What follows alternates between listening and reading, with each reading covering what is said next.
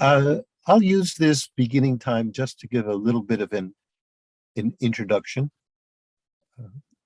I used to lead the Discovering Buddhism series in Land of Medicine Buddha in California, right near where I live. I did that for about 10 years. But then must be about 5 or 6 years ago, I withdrew from that program and did some other occasional teachings, but I hadn't gone back to the modules of Discovering Buddhism for a very long time.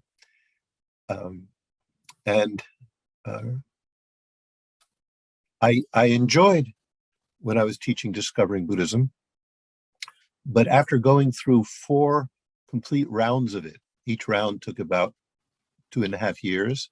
So after 4 rounds, that was like 10 years. And after that, I kind of felt maybe I was getting a little stale or needed a break, or I wasn't quite sure. So I withdrew from it, though I always had an affection for Discovering Buddhism, because I've always felt most drawn to teaching or speaking with people who were very new. From the very first days that I was in India, once I had heard some of the teachings myself, my main job in those days, and this is many years ago, was listening to the teachings of the Lama, and then, in a sense, translating them for whichever students had come to the course who were new to it before, who hadn't received teachings. So I was translating from Tibetan broken English into more or less standard English. And the only reason I was able to do that was because previously I had studied for a number of years with a wonderful geisha. So I knew, at least in terms of words, I knew a lot about the Lamrim. And so when people came to teachings by Kepche Zopa Rinpoche or Lama Yeshe, sometimes their pronunciation or their rhythm of speaking would make it difficult for the newer people to understand exactly what they were saying. And yet, because I was quite familiar with the Lamrim, I knew how to translate what Lama Yeshe used to call his broken English into more or less standard English. And so that was a task I really enjoyed, because first of all, I wasn't relying on myself to give the teachings. I was, in a sense, being an echo for these great teachers. So I knew it was valuable. But I was able to somehow or other facilitate it. And so I enjoyed that very much. And I continued to enjoy that over the years, that teaching new students or students who are kind of unfamiliar appealed to me very, very much. And so that was my background in Discovering Buddhism. And as I said, it went on for 10 years, but I withdrew from it quite a number of years ago now. I've lost track, but I think it must be about 5 or 6 years by now. So then I was a bit surprised, but very interested, when I received an invitation from Venerable Losang to do this weekend Discovering Buddhism course on how to meditate. And of course, to do in an abbreviated weekend what used to take 4 or 5 or sometimes 6 weeks of teaching, covering that much time, of course, then clearly there isn't any way that it can be a comprehensive review of the entire module of how to meditate. So I say that because it's very helpful when people come to sessions like this, especially the ones that I lead, if your expectations are really lowered, as lower as they are, I think that's the most beneficial. So this isn't going to be anything like a great detailed, in-depth exposition of what's contained in that module, but there are a few aspects of the how to meditate teaching that I'm going to concentrate on. And I'm going to start by just a reminder of what meditation is. Now, probably no one here needs a reminder of what's the meaning of meditation, but even from my own understanding, it's good to be reminded of the intention behind meditation. And a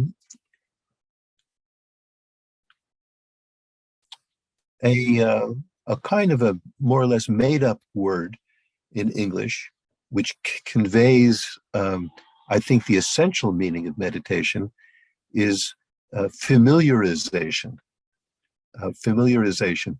If that wasn't a standard English word before, it can be one now. Familiarization. Because that's really what meditation is. It's placing something, hopefully of value, of benefit, placing it before our attention, and then becoming familiar with it. It's very simple. So what meditation is not is the image many people have of it. You know, closing your eyes and spacing out, or a certain posture, or all kinds of different ideas we could have of what really the essence of meditation is. It's none of those things. Those, you know, posture and so forth can be part of it. But the essential aspect of it is that we're trying to become familiar with positive and beneficial states of mind.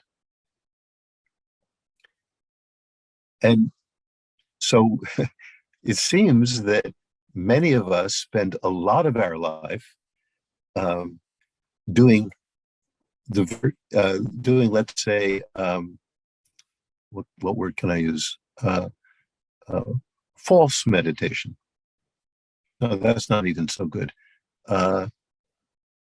Let's say destructive meditation, you know, because just looking at my own activity, I spend a lot of time becoming familiar with things which are really no good for me or for anyone else.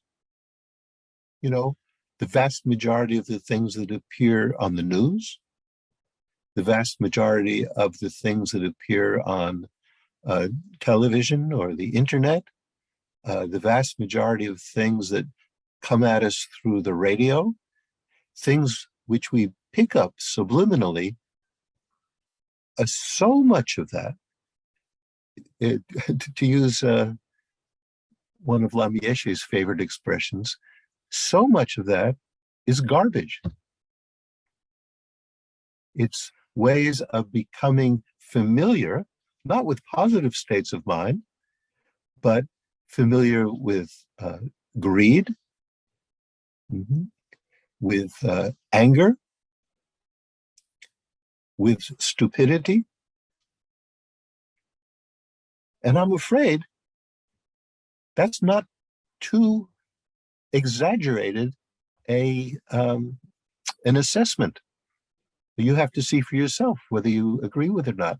Now, I'm not saying 100% of things that come into us through the media and so forth are garbage, but so much of it is.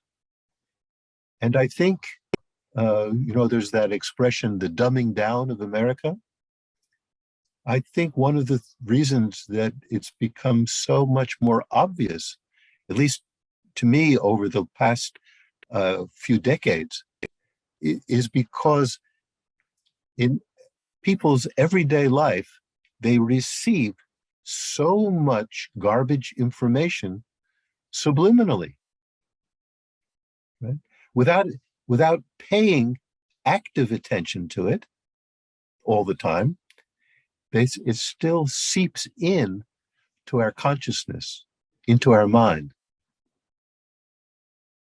So before we know it, we find ourselves getting edgy, a bit uncomfortable, a bit out of sorts, and we don't know exactly why. But if we check up, it's because we just spent a number of minutes or a number of hours listening to things like these divisive political debates, watching movies filled with violence, and so forth.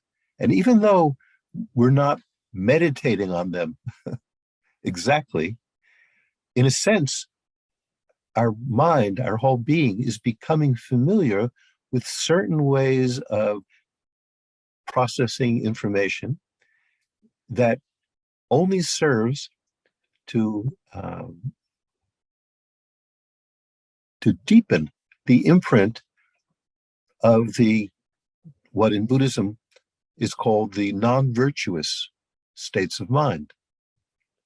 Things like desirous attachment, or fearful and angered repulsion, or jealousy, or any of these states of mind deriving from ignorance and unknowing the nature of reality, which is ultimately responsible for whatever dissatisfaction or suffering or unease we might be experiencing.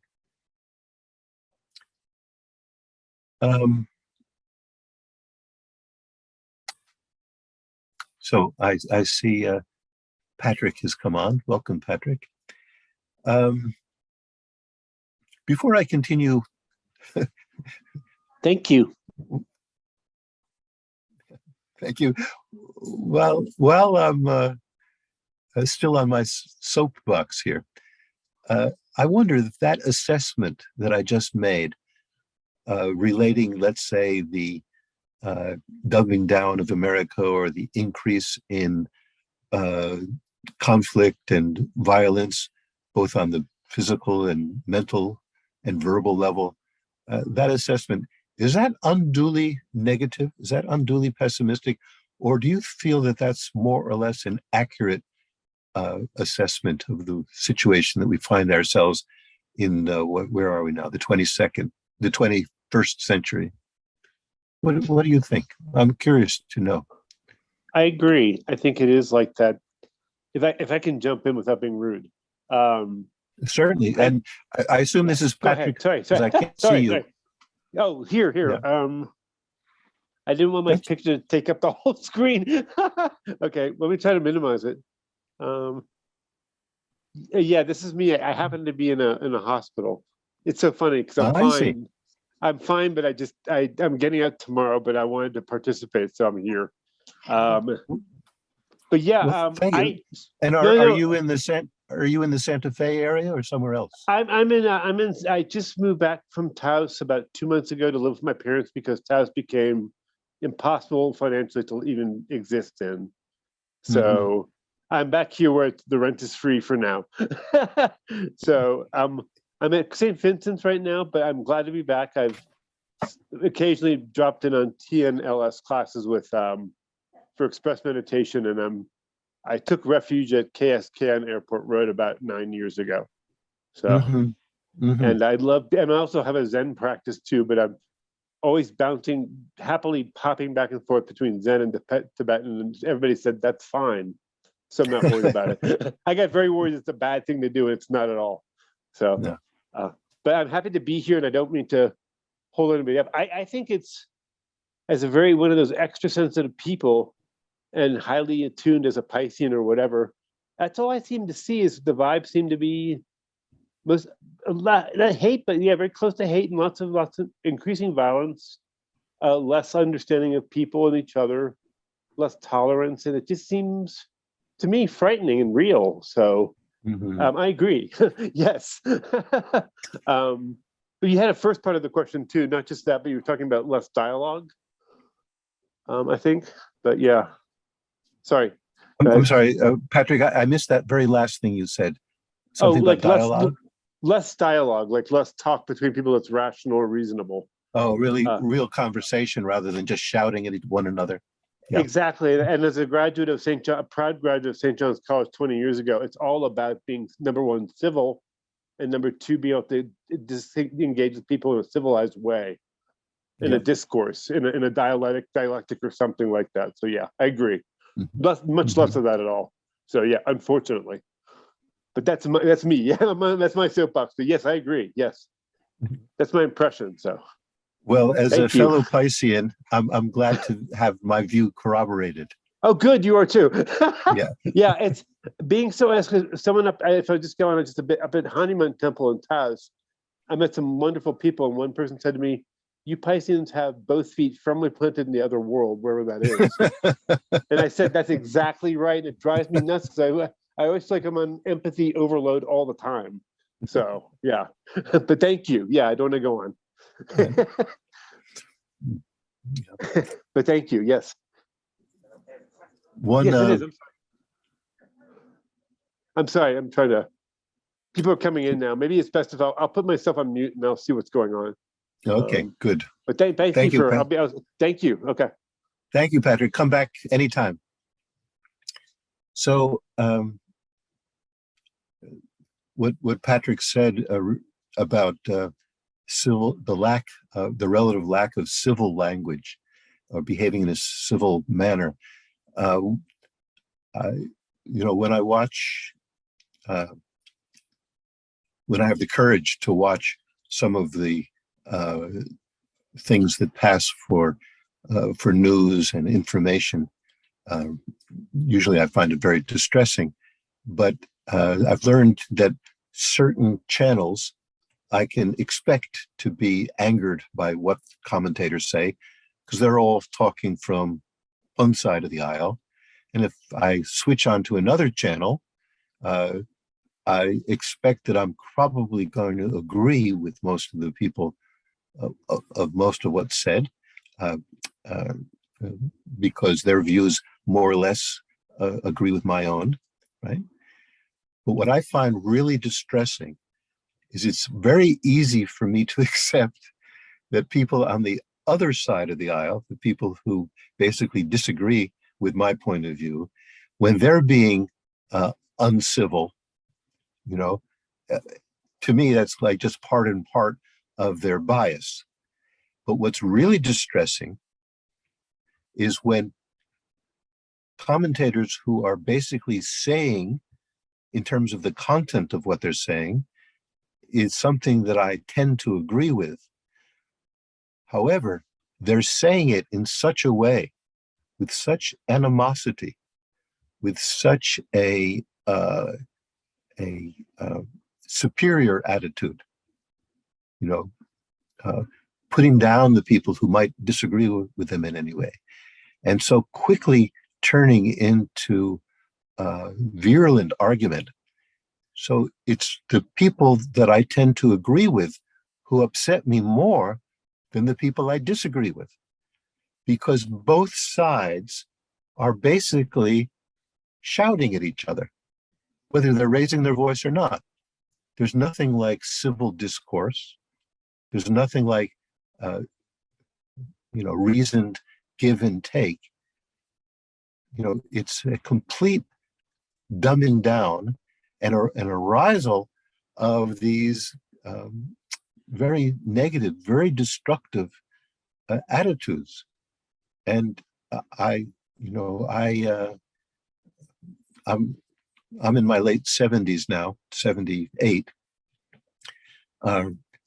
So I can remember fairly well the last 50 or 60 years of media, Before that, probably don't remember too much except cartoons. Um, but I was not aware of things being quite that extreme as they seem to have become now. And it seems to be showing up in so many different venues. And I find that this is really sad and really destructive because there's a lot of intelligence around. People are still, more or less have kind of a good heart. Um, you can sometimes make contact with people and find a core of real goodness in them. But this habit of not listening, of not being civil, as Patrick said, um, is very worrisome. Is very worrisome. The uh, the positive side of this, from my point of view, is that uh, so far there's still a possibility of making a human contact with pretty much anyone. I mean, there may be some people who are so disturbed or who have been, so traumatized that it's very hard to make real, meaningful human contact with them. But aside from very extreme cases like that, which of course is a great object for our compassion, except for that, I think it's always possible, if given enough time and enough quiet space, that one can have a real person-to-person communication, a real dialogue, as Patrick said, with someone else. Because fundamentally, for all our differences,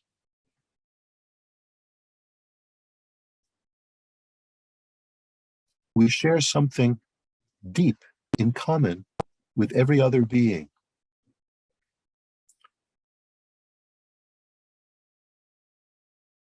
Many, many years ago, when I was a student at the Library of Tibetan Works and Archives in Dharamsala, where I first studied Buddhism and where I became the English editor for the Translation Bureau of the Dalai Lama.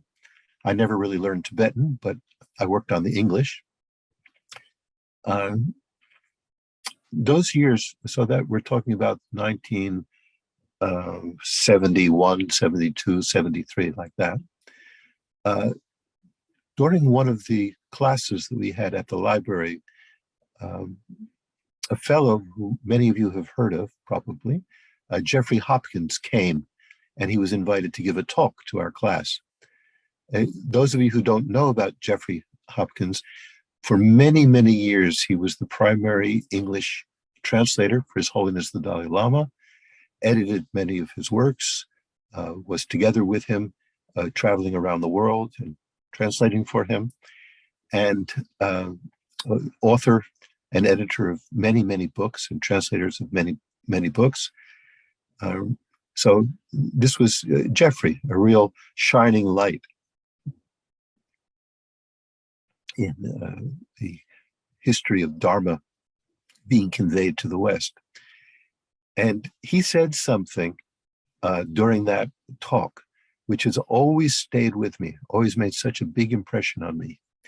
He said, I've been a translator for the Dalai Lama and have attended many, many teachings with him over these past many years. And in every single one of them, in every talk that the Dalai Lama ever gave, in every book that the Dalai Lama ever wrote, in all of them, at one point or another, he always says, all beings want to be happy. No one wants to suffer. All beings want to be happy. No one wants to suffer. And then he paused and he said, so you can draw one of two different conclusions from this. If every time the Dalai Lama writes or speaks over these many, many years, he always says, all beings want to be happy, no one wants to be suffer, then one conclusion might be the Dalai Lama doesn't really have a lot to say. So he just keeps repeating the same thing. Right? Of course, that was not the interpretation, but that's one possibility. Right? The other possibility, Jeffrey said, is it's very important. It's really important to recognize the truth of that. Because even though it's like a truism, yeah, of course, people want to be happy. No one wants to suffering. Tell me something new, right? Even though that's the case, the reality seems to be we might have a vague intellectual understanding that it's true. Yes, everyone likes to be happy. No one wants to suffer, you know. But our innate way of looking at things, just what arises naturally, not on the intellectual level, but just on the level of just kind of almost gut reaction, is a sense that, of course, the people who I'm close to, the people who are near and dear to me, the people I love, the people who support me, the members of my own family, of course, yeah, they enjoy being happy. And it's nice. I like making them happy. I like seeing them be happy, right? But there's a lot of people in the world who seem to derive some kind of twisted pleasure out of being unhappy, right?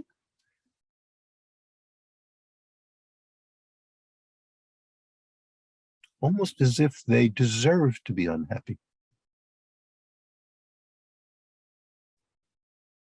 But that is such a, even though we might have a sense of that somehow, once we actually stop and pay attention to people, not just the people who we're close to, not just the people who are near and dear to us, but the people who are more or less strangers to us, the people we just happen to meet, and especially those people who we disagree with, who we might consider our adversary, even our enemy. How often do we give them the acknowledgement, yes, like me, you just want to be happy. Like me, you don't want to suffer. But I can see by the way you're speaking and acting, you're just creating the causes for more suffering and dissatisfaction. And that shift of attitude, and I'm not talking about being condescending, like I know the truth and you don't, let me teach you, not like that. But we all do things which are contrary to our wish to be happy. And why do we do them? Because we think it'll make us happy. So there's a fundamental mistake being made, not just by the bad guys, but by all of us. Before we start training our mind, there are so many things that arise within us which have the power to make us and the people around us unhappy, even though none of us actually wants to be unhappy. So these are qualities of mind which, when they arise, disturb us. And by disturbing us, they set in motion a series of unskillful, non-virtuous actions which bring harm not only to ourselves, but to the people we're interacting with.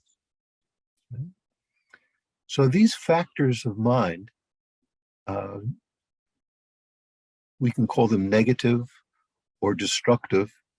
In Buddhism, they tend to be called non-virtuous states of mind. And in the beginning, I didn't like that term because it sounds like virtue in my mind could sound like you think of a virtuous person is someone who's kind of simple and naive and has a kind of a smile on their face, and wouldn't harm a fly. They're such a virtuous person, wouldn't think of engaging in anything even slightly off color. In other words, it becomes a very washed out interpretation, uh, almost like the image of goody two shoes, if that term means anything to you. Kind of a sweet, innocent person who's a bit foolish, a bit simple-minded, right? Virtue. But that's not actually what the word virtue means. Virtue means strength or ability. We don't use it that way in English very much, but sometimes we do. Like the student was able to answer that question by virtue of the fact that he had studied beforehand, right? So it's not the goodness of the study, it's by the power of the study, through the virtue of it, through the power of it. Right? So from this point of view, if we use virtue in that sense, a virtuous attitude or virtuous action is an action which has real power behind it. What kind of power? Well, what is it that we want? You know, what is it that all of us want?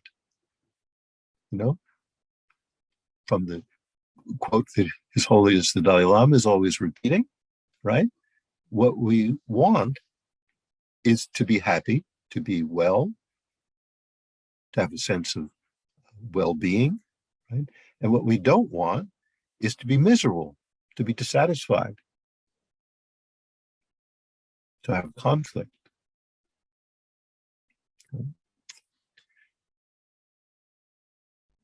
But when we speak or act or think under the influence, under the power, under the perverted strength of these non-virtuous states of mind, instead of bringing us the happiness and peace and well-being that we really want, it just brings us suffering, disappointment, dissatisfaction, conflict, misery.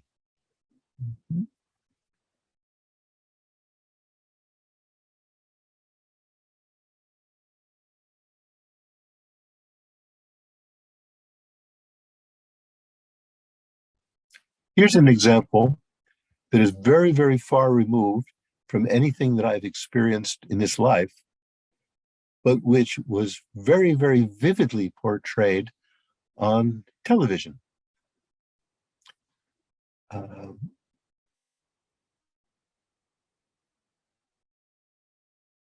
Many of you probably know and saw lots of the series that was on television or internet years ago called The Sopranos. I wasn't there with a television when it was first being broadcast, but later when I returned to the States and had internet and so forth, I started watching these series and got very, very caught up in them, very much. One reason is that there was a lot that was recognizable to me because all the main characters came from New Jersey, or as we pronounce it when growing up in Paterson, New Jersey, was New Jersey. So everyone was speaking with this New Jersey accent, right? All these criminals. And it was quite clear that the people in the, by the way, if I make references to The Sopranos, are these references people know, or are these things that you've never seen? You know? Venerable Losar, are you familiar with that series at all? Do you know who do you know who the Sopranos are? I've heard of it. I know it was on HBO. I never had HBO, but Okay.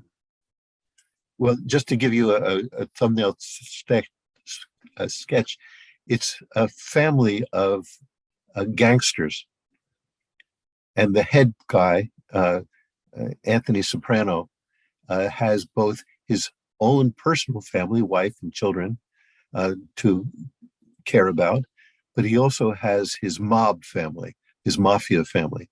And it's a story about how he uh, uh, tries to uh, maneuver uh, those two lives of his, which intersect.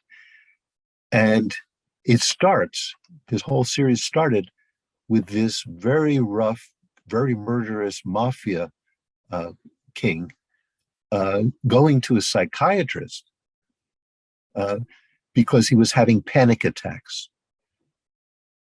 right?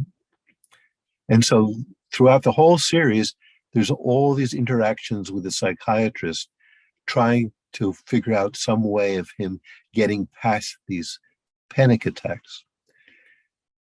But what becomes very, very obvious is that everything that Tony did, he did in an attempt to make himself happy. But for him, happiness meant having power, having been able to have people do what he wanted, having being able to get rid of those people who did what he didn't want. And so he was constantly engaging in murder, extortion, lying, cheating, adultery, all of these actions, which we would say, oh, well, society in general would say, no, that's wrong. But from his point of view, these were methods to get what he wanted: strength, money, power, position, and the like, right? So these non-virtuous attitudes of aggression, of cheating, of lying, of killing, which happened continually through the series, he engaged in thinking that he was doing something that would get him what he wanted. So if they were able to get him what he wanted, if they were able to make him truly happy, peaceful, satisfied, have a meaningful life, then they would have been virtuous, right? By the definition that virtue is something powerful that brings you what you want. But in fact, even though he derived a certain insane kind of pleasure the moment he was screwing someone over or killing another mob boss or doing any of these very destructive actions, even though at the moment he was very motivated for it and derived a certain pleasure, that pleasure was extremely fleeting. Sometimes that pleasure was gone by the time the person he had killed had hit the ground, right? But it left behind an ache, a pit, a suffering, which stayed and grew over time. And so as it became obvious, especially in the sessions with the psychiatrist that he went to for therapy, that not only his panic attacks, but basically everything that was going wrong in his life was going wrong because he was going about finding happiness and avoiding suffering in exactly the opposite way. It's like instead of taking, if you have a cold, and instead of taking a medicine that's going to cure you, you take something you think is a medicine, but which is actually a poison, and then you end up suffering more. So even though I've never, at least never in my living memory, remember being involved in that kind of cheating, that kind of fighting, certainly killing. I'm quite sure I didn't do any of that against any other human being in this life. Uh, still, you could relate to the fact that so many of the things that I'm impelled to do don't lead me in the direction that I want, don't give me the peace of mind or the happiness or well-being that, like everyone else, that I'm motivated for. And so even though The Sopranos is very, very, very extreme, and it's just a series of television shows or movies, even though it's a fiction, it was a very, very powerful demonstration, because it's so extreme, of how we engage in different types of actions thinking that it's going to give us what we want. And the most they're ever able to give us, if they are in fact non-virtuous actions, such as killing, stealing, sexual misconduct, and the like, the most they're able to give us is just a moment of pleasure, which very soon fades and turns into its opposite. And with repetition, even those things which used to give us a moment or two of pleasure now are incapable of giving us even that. Like the addict who has a drug habit, and in the beginning, when he or she takes these drugs, it does actually calm something in their being. For a moment, it's a kind of narcotic which puts their suffering to sleep for a moment. But of course, it comes back as soon as the drug wears off. Well, after a while, the addict needs more and more of that same drug to get less and less relief. And then pretty soon, their addiction is such that what started out as a way to avoid problems becomes nothing but a major problem affecting the whole range of the person's life. So why am I going into this thing and bringing you with me as I go back to Paterson, New Jersey? Why am I subjecting you or myself to all of this, right? Because we were talking about meditation. Meditation as familiarization. Not the kind of familiarization which seeps in subliminally by the influences that are around us from the media and the people we meet and things that we hear, but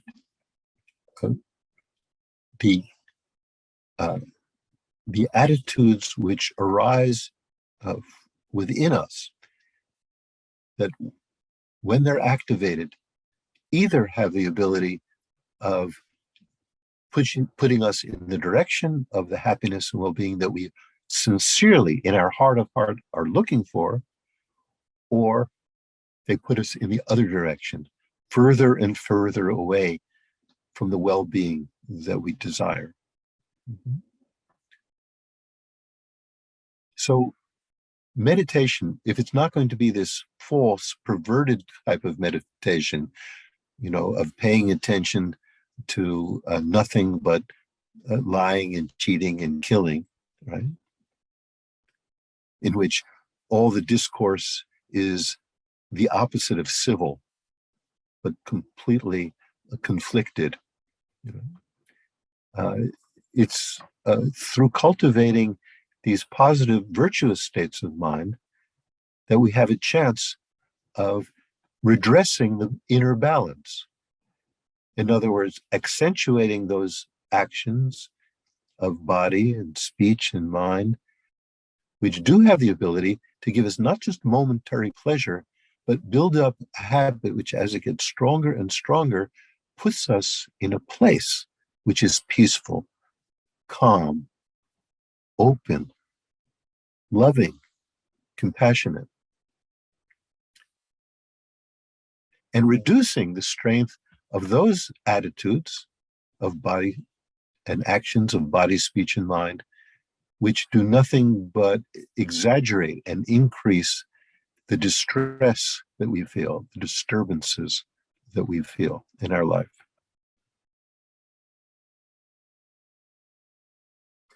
So, in what remains of this weekend, what I'd like to do, for my own sake, and I hope it's proves somewhat beneficial for others as well, but just for my own sake, is to return, kind of turn back the clock in my own Dharma career to the first introduction that I had to the practice of meditation, specifically Buddhist meditation, and to revisit some of the things which, unfortunately, as the years went by, I practiced less and less, or less vigilantly, than I did when I was a first new student. So, for better or for worse, this weekend is really going to be a case of remedial education. Not because I think that you need it, right? But because I know I myself definitely need it. Over the years, a lot of the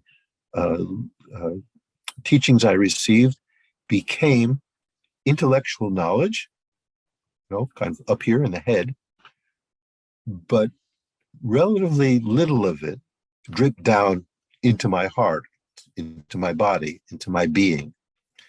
Enough to make me want to continue, but not enough to cause the revolution in consciousness that I might have expected after a half century of acquaintance with the Dharma. And that's true. I took refuge 50 years ago. And at that time, I thought, well, if I practice this for a few months or a few years, certainly if I do it for 10 or 12 years, enlightenment shouldn't be that far away. But I realized that without the kind of focus needed to really engage in these remedial practices very sincerely, the progress that I made stayed rather superficial. It was still beneficial, but in a very superficial way. It didn't produce the kind of transformation that I would have hoped for, or the kind of transformation that I've seen other more serious students experience. So even though at the moment there's an audience of 4 or 5 other people in this, I almost said podcast. It's not a podcast, whatever it is. This internet, this Zoom experience. Really, I have to say that the main student here is me. And if there's certain aspects of your experience which accord with mine, and if what I'm saying for my benefit also turns out to be somewhat beneficial for you, then I'm very happy.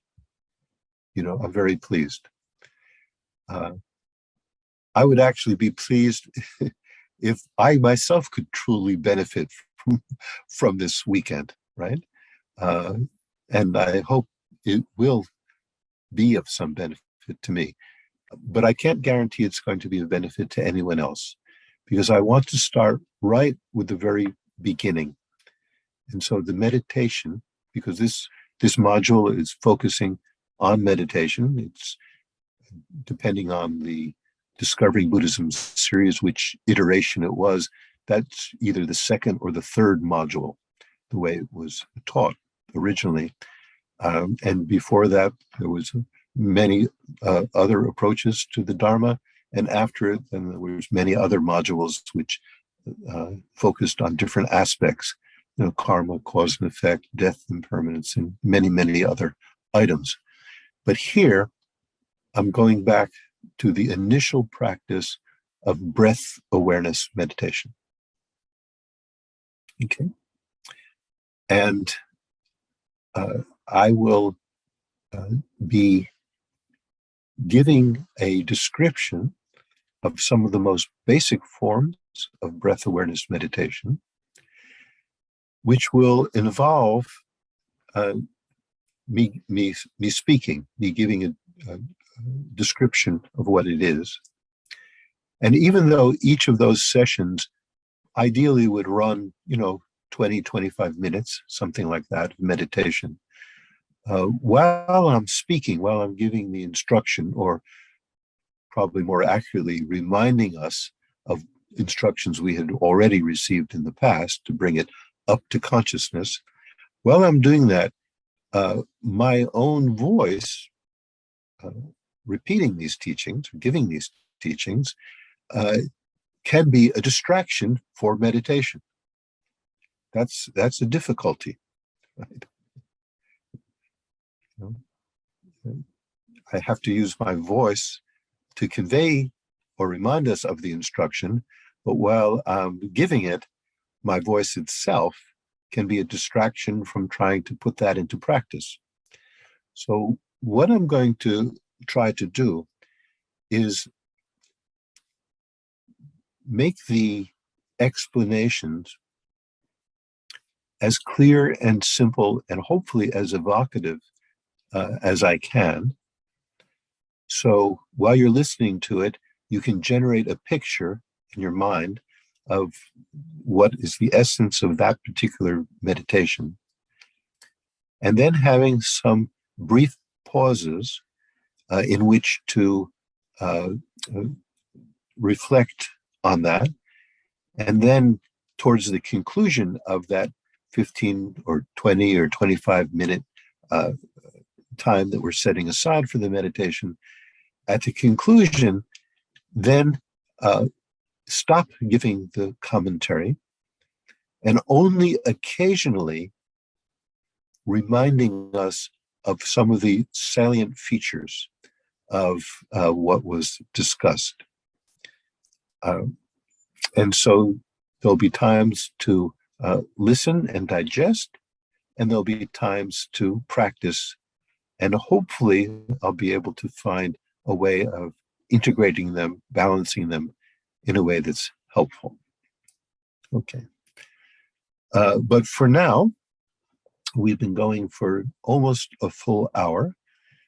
So before we do the second hour of this morning, I think it would be very, very helpful to give ourselves a break. I was going to suggest 5 minutes, but if you think 5 minutes isn't quite enough, we could do 10 minutes. I'm curious for your input because it's very hard for me to tell. If we were in the same physical room together, I might be able to pick up on your vibration, but right now I can't do that. So what do you think? 5 minutes or 10 minutes? 5 is great. 5 is great? Okay. All right. Then I'm going to unvideo myself for 5 minutes, and then when we come back, we'll continue. So now we're ready to begin the second half of this morning's session. And before we get into the breath awareness meditation itself, we should start as we're always meant to start whenever we engage in an action which we hope is going to bring us the well-being that we're looking for and the benefit that we hope to experience, and that is to cultivate as expansive and as altruistic a motivation as we can.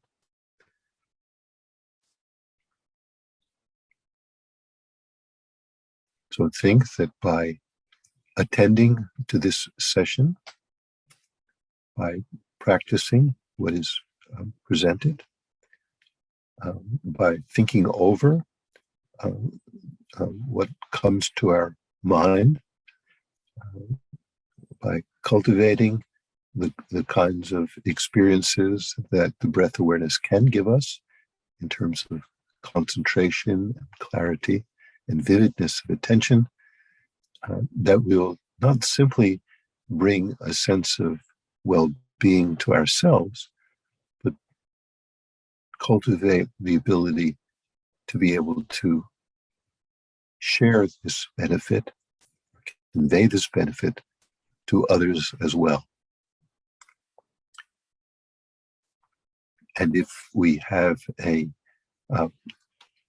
familiarity with a spiritual path, this isn't the first time that we've been trying to practice meditation, then we could think that by starting in this way, may we be able to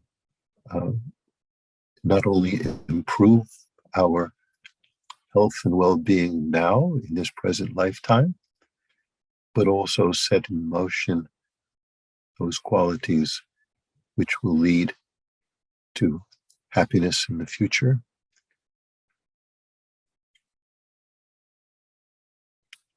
more fortunate rebirths, liberation from suffering, and all the steps leading to the attainment and fulfillment of our highest potential, the experience of full enlightenment in which we're endowed with the loving compassion, ability, and wisdom of full enlightenment, thereby bringing immeasurable benefit not only to ourselves, but to others.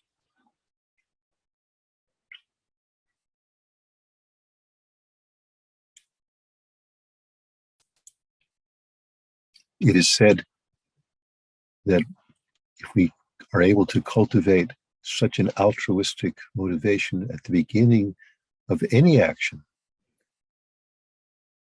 and especially if it's an action which is based on a Dharma practice, such as meditation,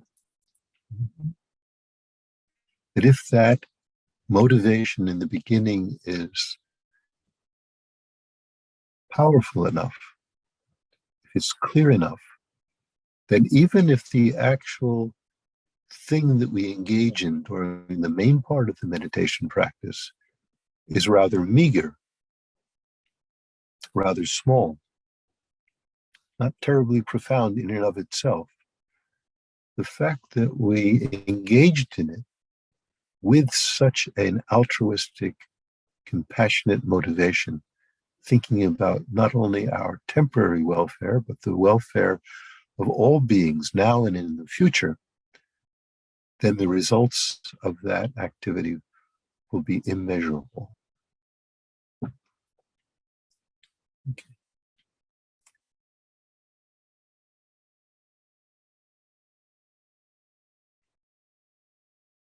So we start by bringing our awareness into our body, adopting a comfortable but upright posture is very, very helpful if we can.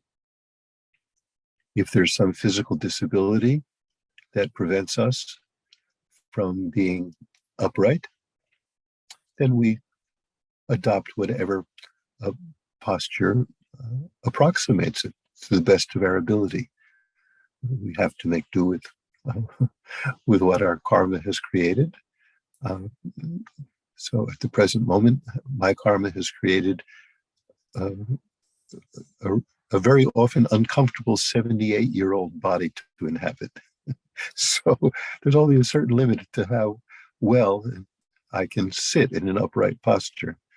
But to whatever extent that's possible, then we do that. And if we have to lie down, then of course we lie down.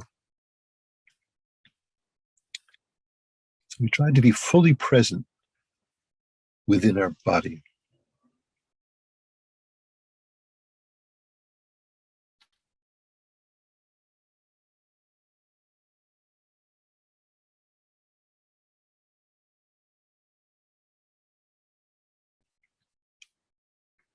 It very much helps if we're relaxed and still with that upright posture of vigilance.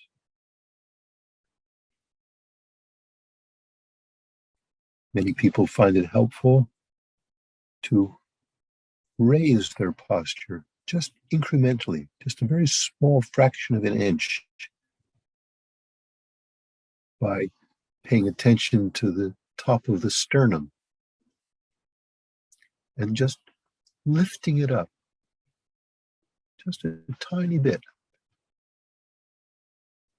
Not so it becomes uncomfortable, but so that it allows the rest of our posture to assume that upright attitude.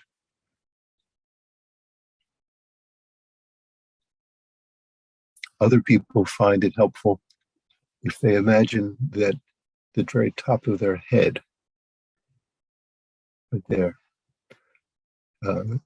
is attached by some kind of cord to the ceiling right above us.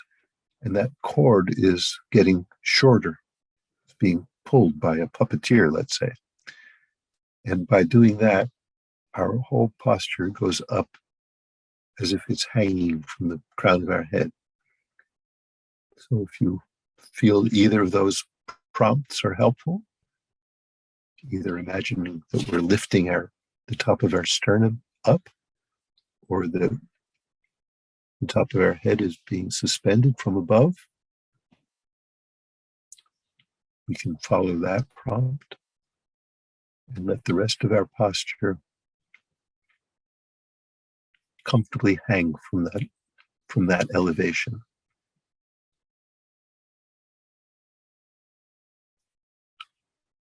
But make sure that you're not making yourself more tense or uncomfortable. Just stay within the parameters of what the body allows.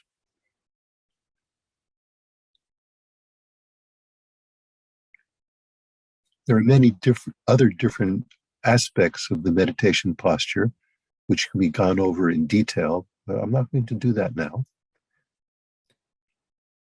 Because if we're able to lift the spine, the trunk of the body, in this fashion, being comfortably upright, and both comfortable and upright are both important, then most of the rest of the posture comes naturally. Our chest cavity opens, our shoulders are back and even.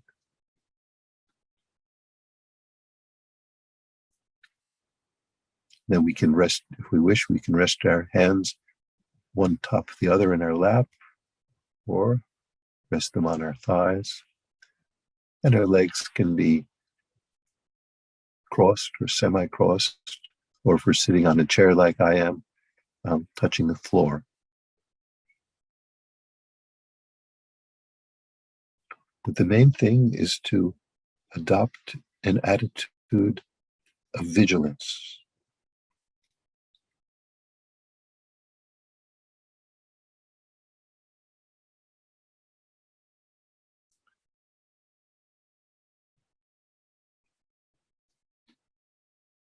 Now just mentally scan the body. We're not looking at it from the outside, but experiencing it from the inside.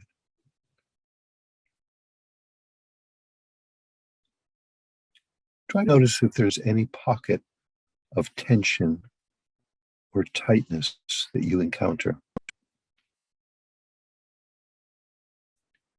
Many people hold a lot of tension in their jaw, in their shoulders.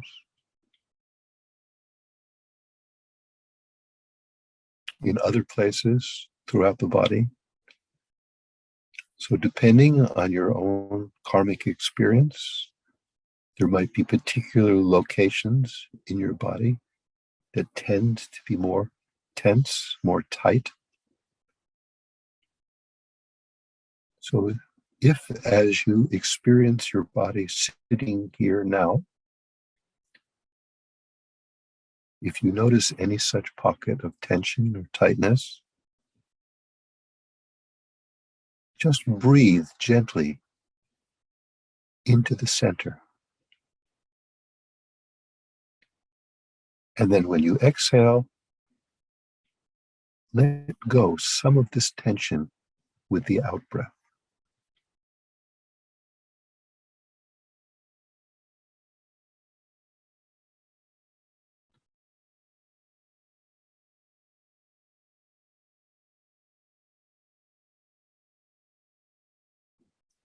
And do all of this quite gently. We're not forcing ourselves in any way. We're just following the energy of the breath. And even though physically we know that the breath goes in and out of the lungs, we can follow that energy anywhere we wish. So let's try to direct it right into the heart, into the center, wherever that tension or tightness or blockage might be found.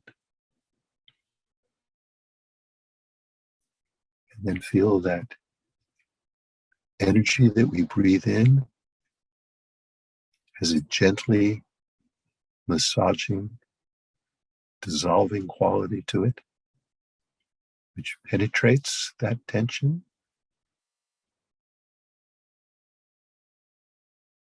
And as we breathe out, we let go of it with the out breath.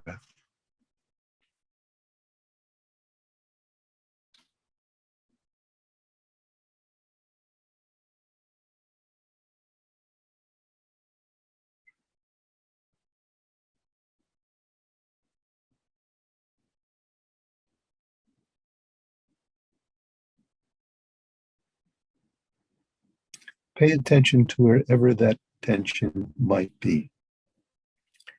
The shoulders, face, jaws, the temples, forehead, between the eyes, in the eyes themselves.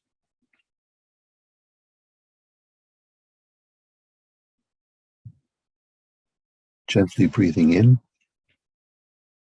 wherever that tension or blockage may be experienced. Letting it penetrate and dissolve that tension, relax that tension,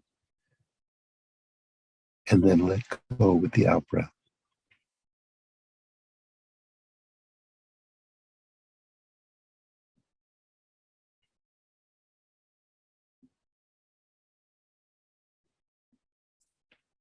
Some people, myself included, when we concentrate, we tend to squint our eyes.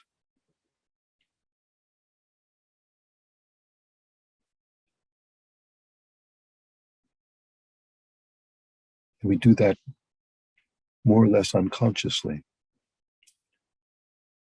So pay attention to your face.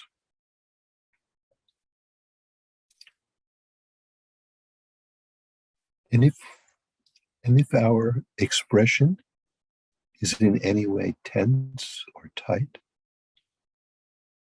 see if we can adopt an expression of repose, like that of a sleeping baby. And allow this sense of repose to spread throughout our entire body, being gentle with ourselves.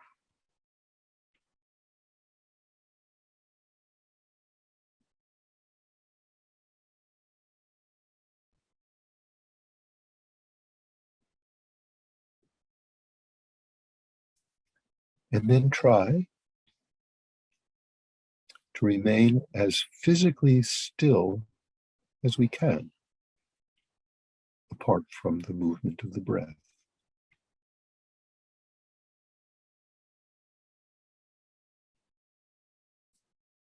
Of course, if something happens and we're forced to move, there's no need to blame or experience recrimination. Just make the movement and then return to the comfortable, upright posture with stillness.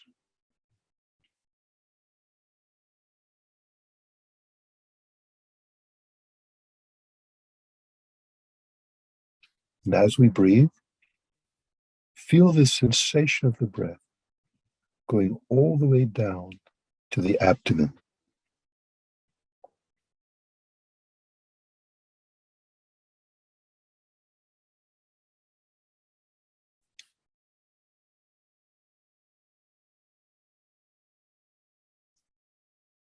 And notice whatever other tactile sensations may be generated throughout the body by this gentle rhythmic movement of the breath.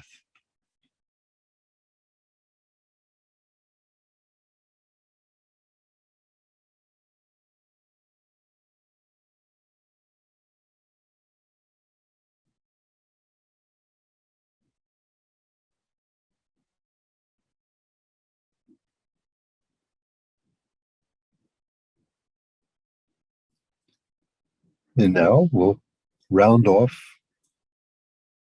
this part of the process of settling our body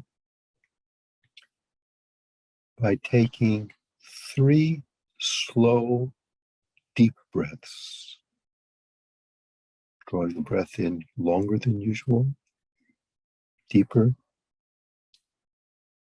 and expelling it. Feel that these 3 long, deep breaths, inhalation and exhalation, are like giving ourselves a luxurious internal massage. We can do that now.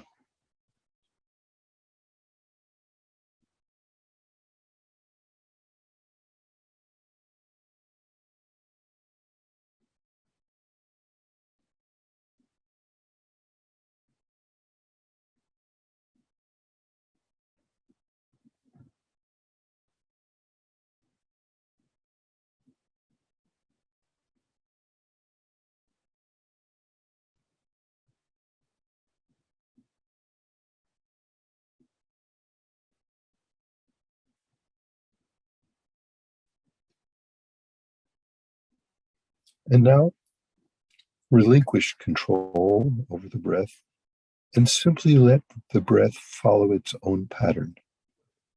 No need to control it or exaggerate it like we just did.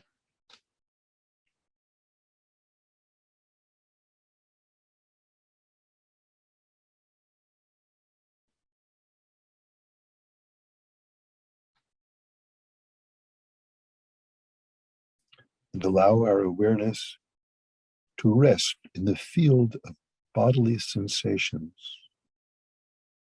those tactile sensations that arise from the soles of our feet all the way up to the crown of the head. Be gently aware of these sensations.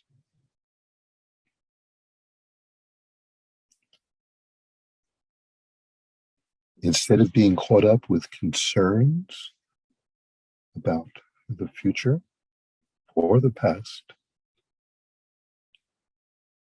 rest the mind in a mode of simply witnessing, simply being present in the present moment,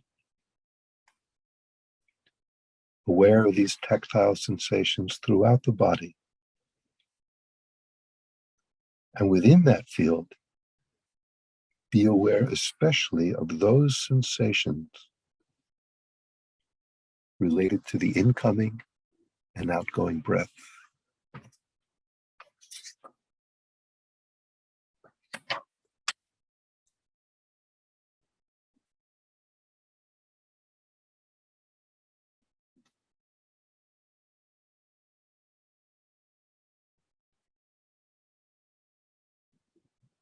Notice the individual quality of each breath.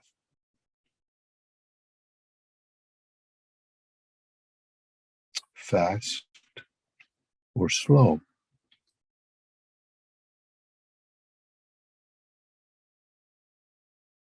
Is it deep or shallow?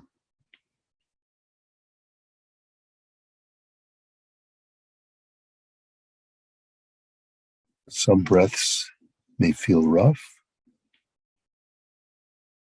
others smooth.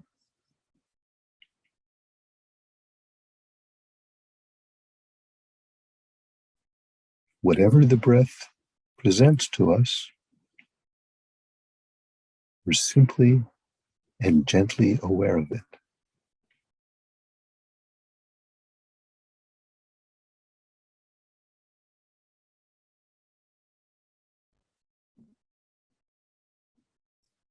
We're noticing those qualities, not judging them, not feeling that some are better than the other.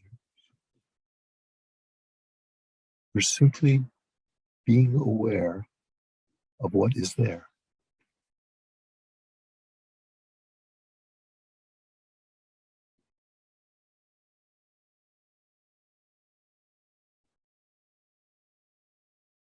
As we continue to breathe in this way, try to be mindful of any pauses that may occur at the end of either the inhalation or exhalation.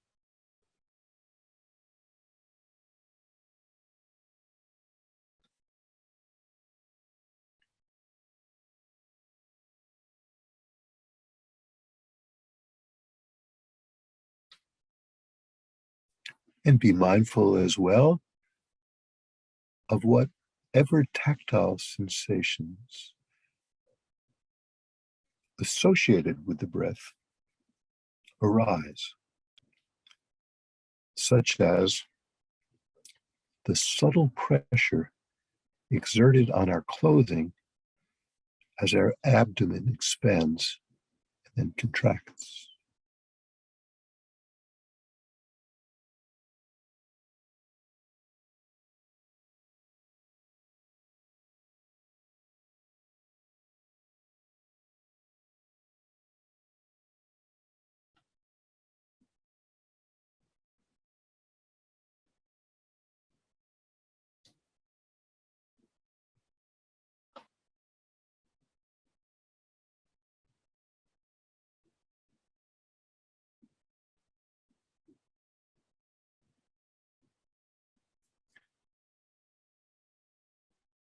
Out of habit, due to past conditioning,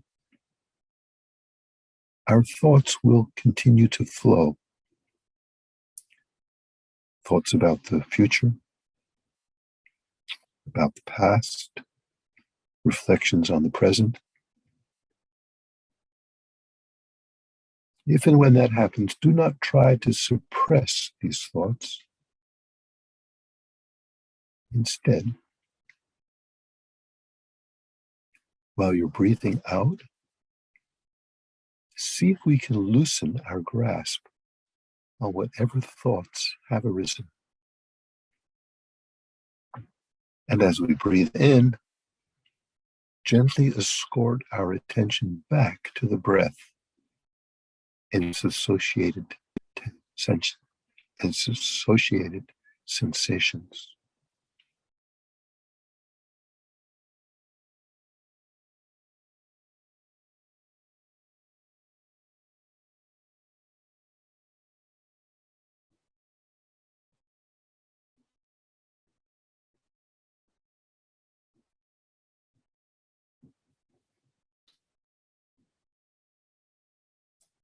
If and when distractions arise,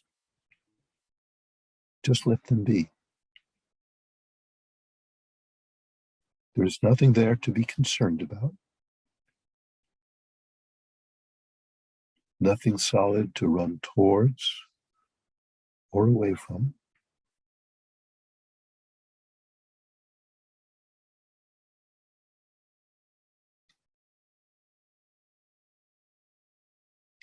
Like clouds appearing in the sky, any of these distractions, such as a sound that reaches us, it simply arises in the field of our awareness, abides for but a moment, and then pass from the field of our awareness.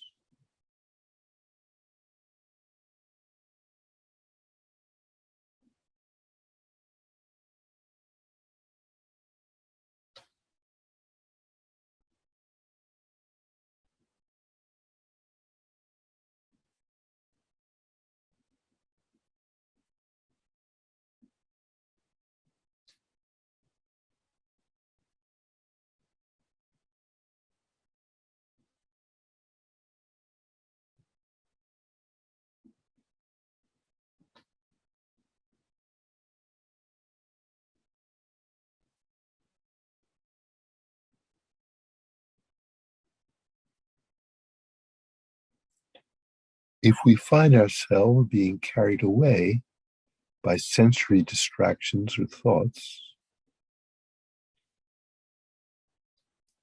there's no need to worry or be concerned. Just remind ourselves to return to the field of tactile sensations throughout our entire body,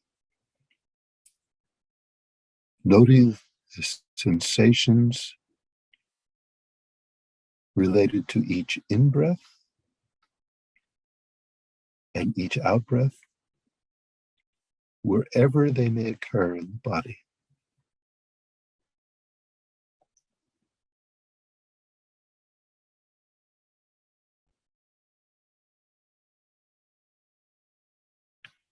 And we'll do that silently for another 2 minutes.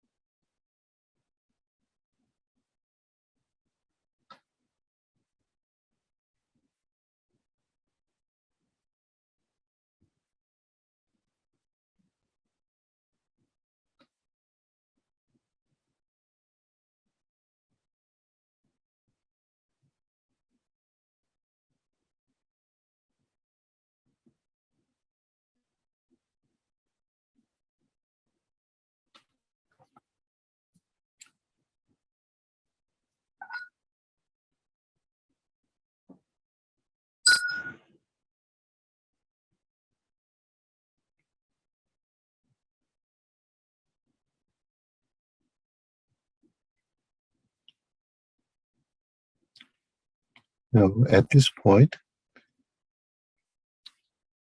we've gone through the first half of the hour of this meditation practice. So we have another half an hour to go. So at this point, just check up and see if your body feels comfortable and relaxed, and you feel that you can continue and do another 20-25 minutes of meditation, then you're welcome to do that.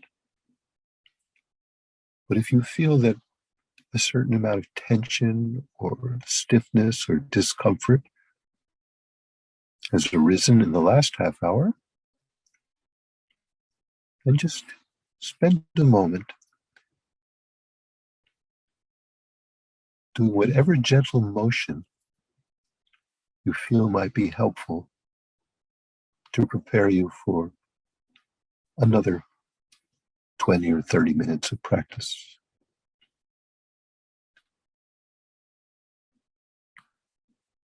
So, for example, if you feel the need of shrugging your shoulders, you might do that. That can reduce a lot of tension. Or a gently twisting motion, twisting your torso this way and that. Or it might be another kind of motion, slowly raising your arms, extending them in front, above, or behind.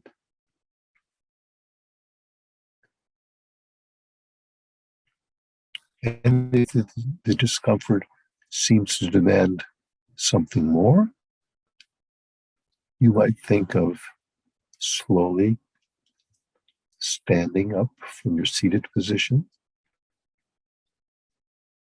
bending, do whatever movements you may have learned in Tai Chi or yoga or other similar disciplines that you find helpful for restoring balance and comfort.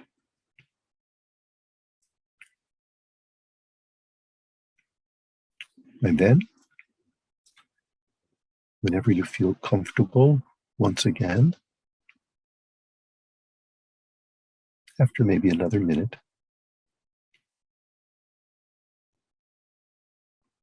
then you can resume the seated posture.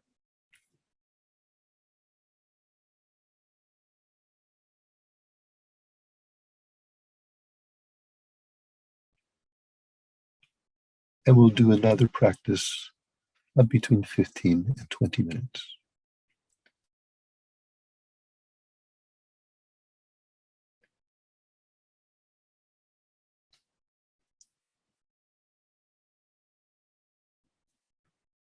And I'll give the instructions of when to start that.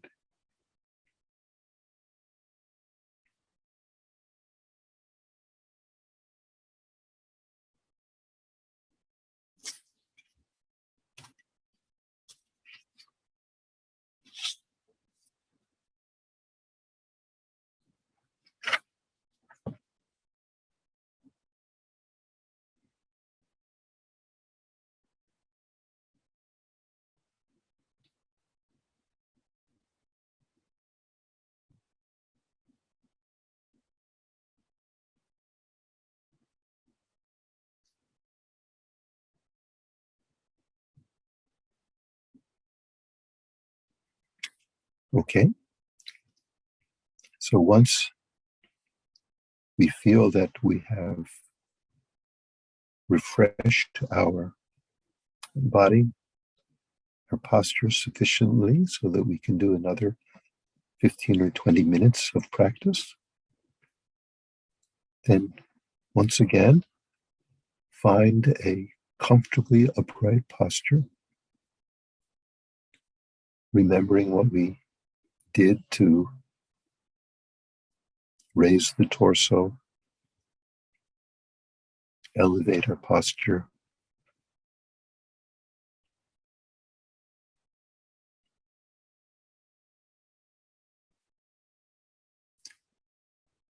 Relax our expression.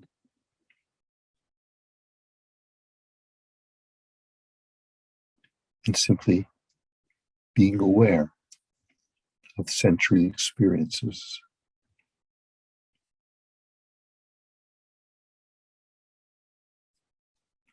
So now we can move into the second phase of this practice.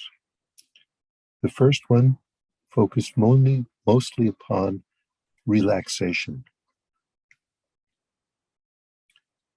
Now we're going to work a bit on stabilizing our attention. This means freeing our attention of two types of extremes or imbalances.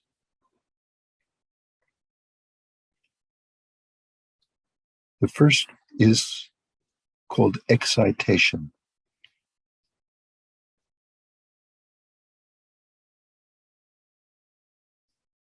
And you counter this imbalance, especially by focusing on each out breath, by loosening our grasp on those extraneous thoughts and or sensations that excite our attention.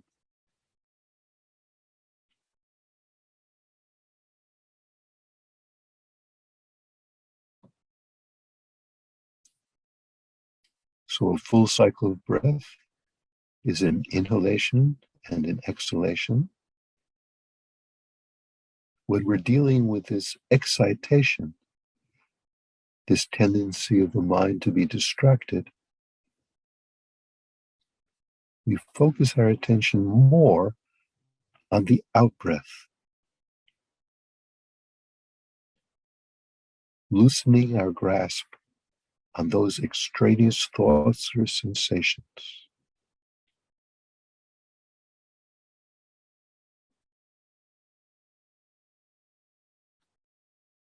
Of course, clearly we continue to breathe in and breathe out, but a special energy is focused on the out breath, which is a natural letting go.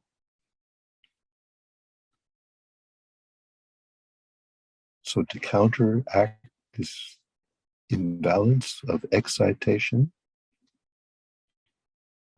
as we concentrate on each out breath, feel we're not only letting go of the air of the out breath,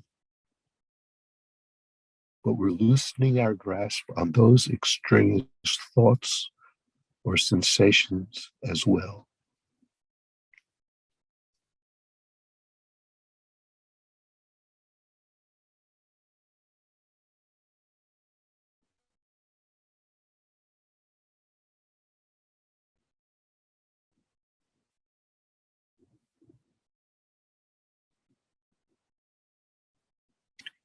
Each out breath is a letting go.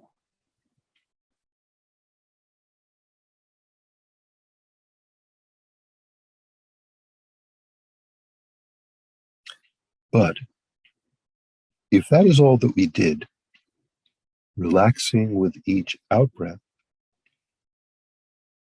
our mind might become dull or spaced out. In that case, we would be falling into the second of the two extremes, mental laxity. So to counteract that extreme, with each in-breath, we arouse our attention. With each in-breath, take a fresh interest in the tactile sensations associated with breathing.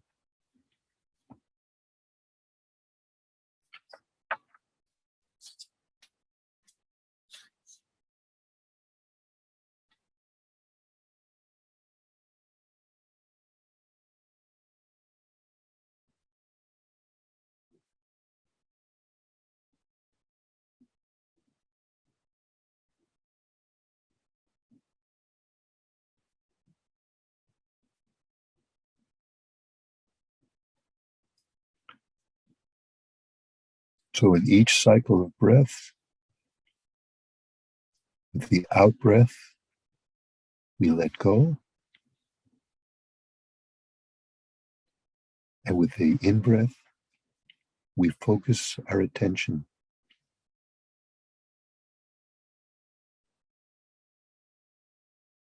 We let go of extraneous thoughts and sensations with the out-breath.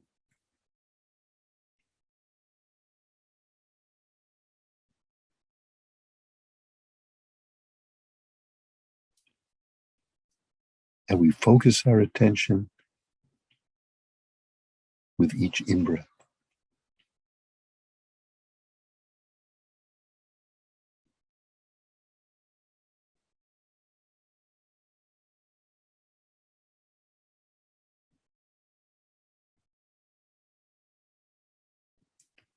Throughout the course of each in-breath, we simply maintain a quiet mode of witnessing the sensations of the breath as the belly expands.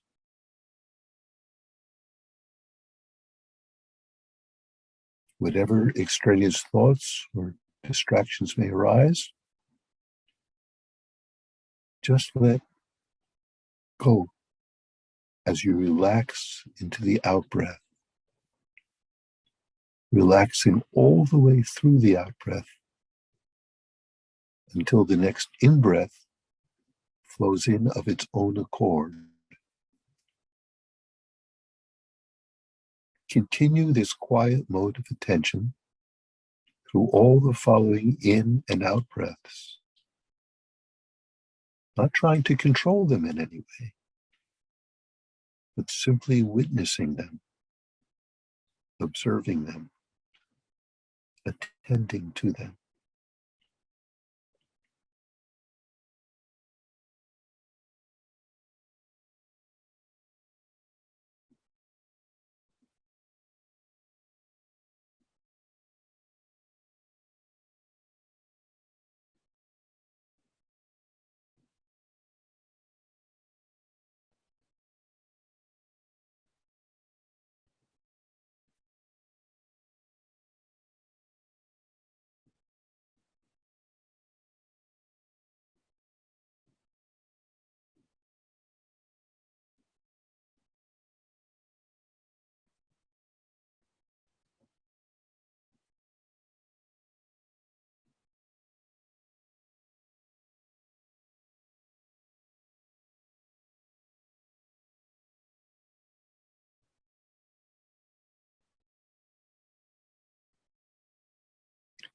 Now, as an aid to attention, we can experiment with counting each cycle of respiration. If and when we do that, the counting, we continue to let the primary focus of our attention being on the tactile sensations of the breath, specifically those that arise in the area of the abdomen, noting the duration of each in-breath and out-breath.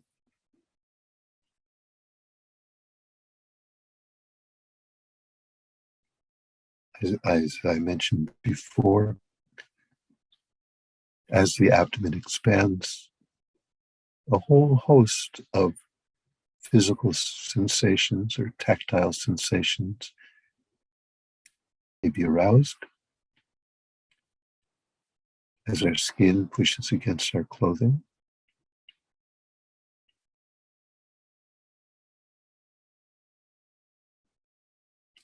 So we just simply notice any tactile sensations like that in the area of our abdomen during each in-breath and out-breath.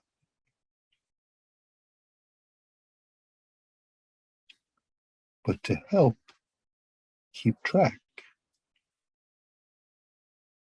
and focus, try to experiment with counting these respirations as well. And see for ourselves whether counting the breaths in this way is helpful to you or not. But now let's just experiment with it.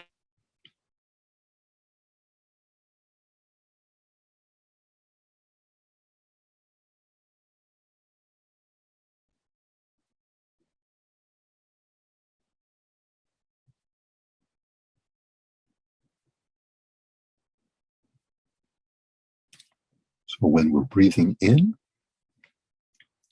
count the first in-breath as 1, And then when the out breath begins, continue counting 1.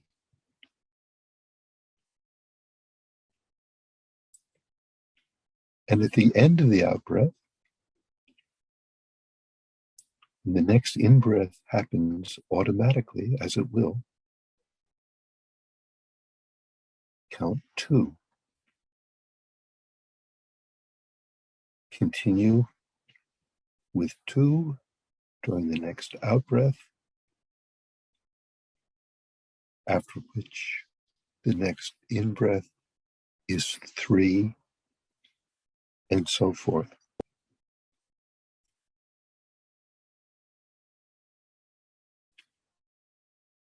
And it can be a great aid to focusing attention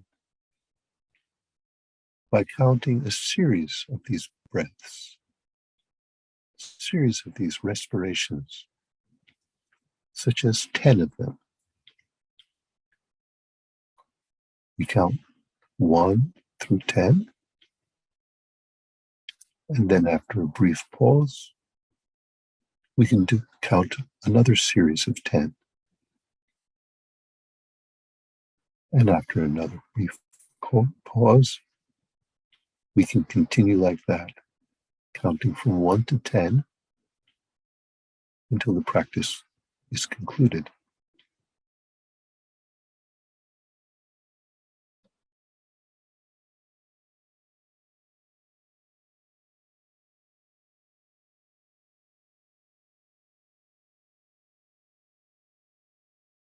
So just as a reminder,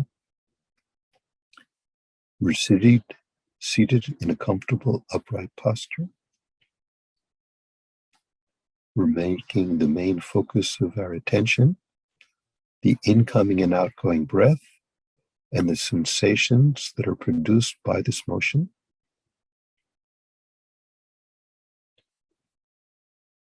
And we're checking our body every once in a while to see if any contraction or tightness has arisen in our shoulders or anywhere else in our face, especially around the eyes.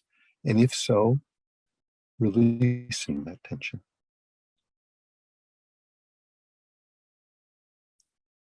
Continue in this rhythm of arousing the attention with each in-breath and releasing distracting thoughts during the out-breath, all the while counting them if we find that helpful.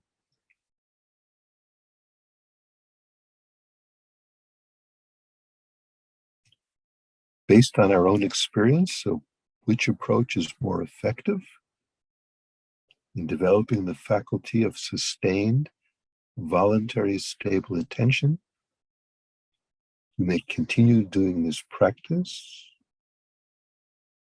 observing the incoming and outgoing breath, either with or without the counting. And we'll do that for the next 4 minutes.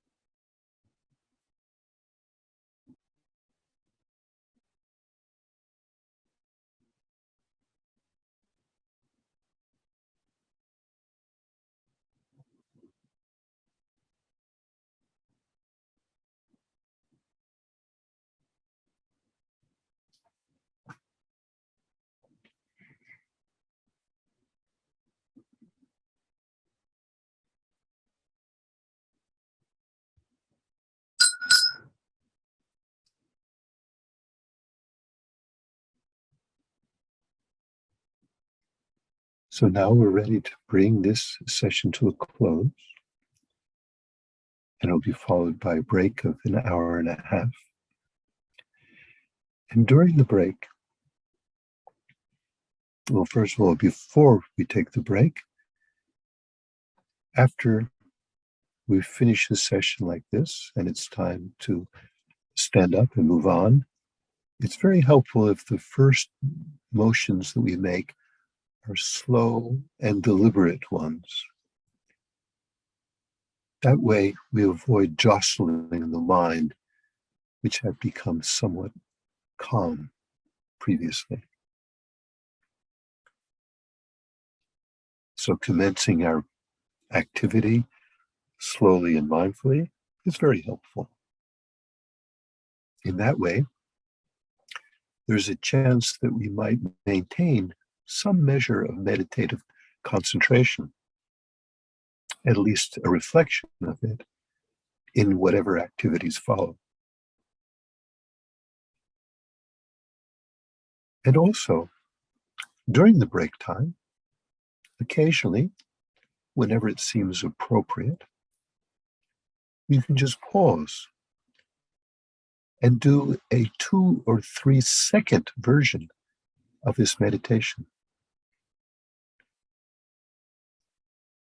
With an out breath, just let go of whatever we've been thinking about, or whatever we've been feeling, or whatever has concerned us. Just let it go with the out breath and revitalize one's attention with the in breath. It's just a matter of a couple of seconds, but it's extraordinary how refreshing this can be, how it can bring us back into present reality from the trips our imagination can take into the past or the future, and all the various judgments that are so easy to arise in our minds. Just seasoning the day with a few seconds of breath awareness meditation, attention, can be so helpful in this regard.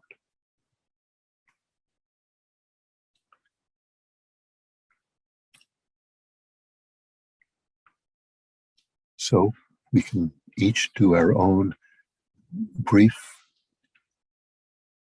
dedication of whatever positive energy we may have generated during this brief practice so far. And then with that, just enjoy the hour and a half break that is coming up. And I'll be seeing you then at that time. Okay. Thank you very much. Ready to begin now? All right. I have a question. So I've noticed this before, but it really was prominent with that last meditation we were doing.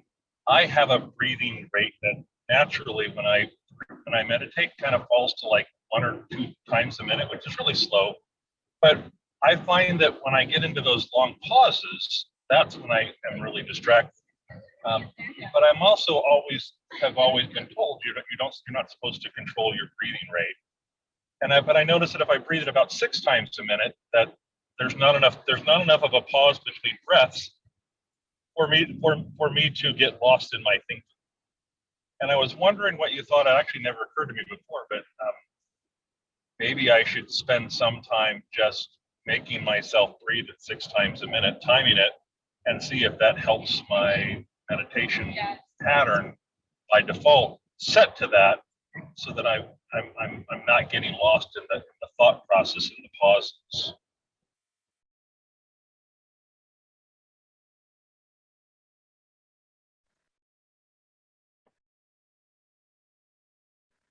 John, I'm sorry, you'll have to. I'm muted again. What I was going to say, Michael, is that I'm not sure whether whether I can answer it particularly well. However, what occurs to me is when you said, you know that you're not meant to regulate the the breathing as you're doing the practice. That isn't strictly true. You can like, for example, I don't if it's going too fast, for example, if you notice that, you can make an effort to slow it down. And if, on the contrary, if it's too slow, though, that's not usually a big problem, then you can speed it up. You can regulate it within certain boundaries. So I think you can experiment with that, and you might find it quite helpful. Yeah, you're muted now. I couldn't hear what you said. Oh, I just said thank you, thank you. I said I was always told you let the breathing kind of go and you pay attention to it. But there are times when I've been told, okay, now we're going to regulate. So, for example, I've been taught if you do Tonglen, you want the exhale to be longer than the inhale, which mine typically is anyway. But I was always told, kind of let your breathing go to where it's going to go. And so, yeah, if I can do that, that makes, particularly like with the counting the breaths, that made it so much easier. I think that's fairly good advice, because one of the instructions they give is don't listen to the instructions if they don't work. I mean, in other words, there's a general guideline, right? But then it's up to us to regulate or discern whether we're slipping too far to the left or too far to the right, too fast, too slow, whatever it might be, and then take it upon ourselves to adjust that. I think what is advised against is being fickle in our adjustments. In other words, we try something for a couple of minutes, it doesn't work, and then we try something else, or we make an adjustment and we don't think it's enough or it's too much, and then we switch to another one. In other words, we're not approaching it in a gentle, smooth fashion, but we're kind of being herky-jerky about it. I think that's probably not a helpful approach, but just gently moving it one direction to the other and then trying it out. I think that's good advice.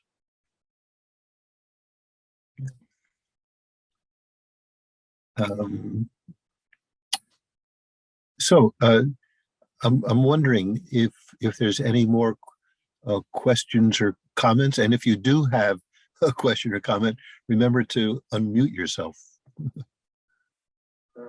Hi, John. It's Patrick.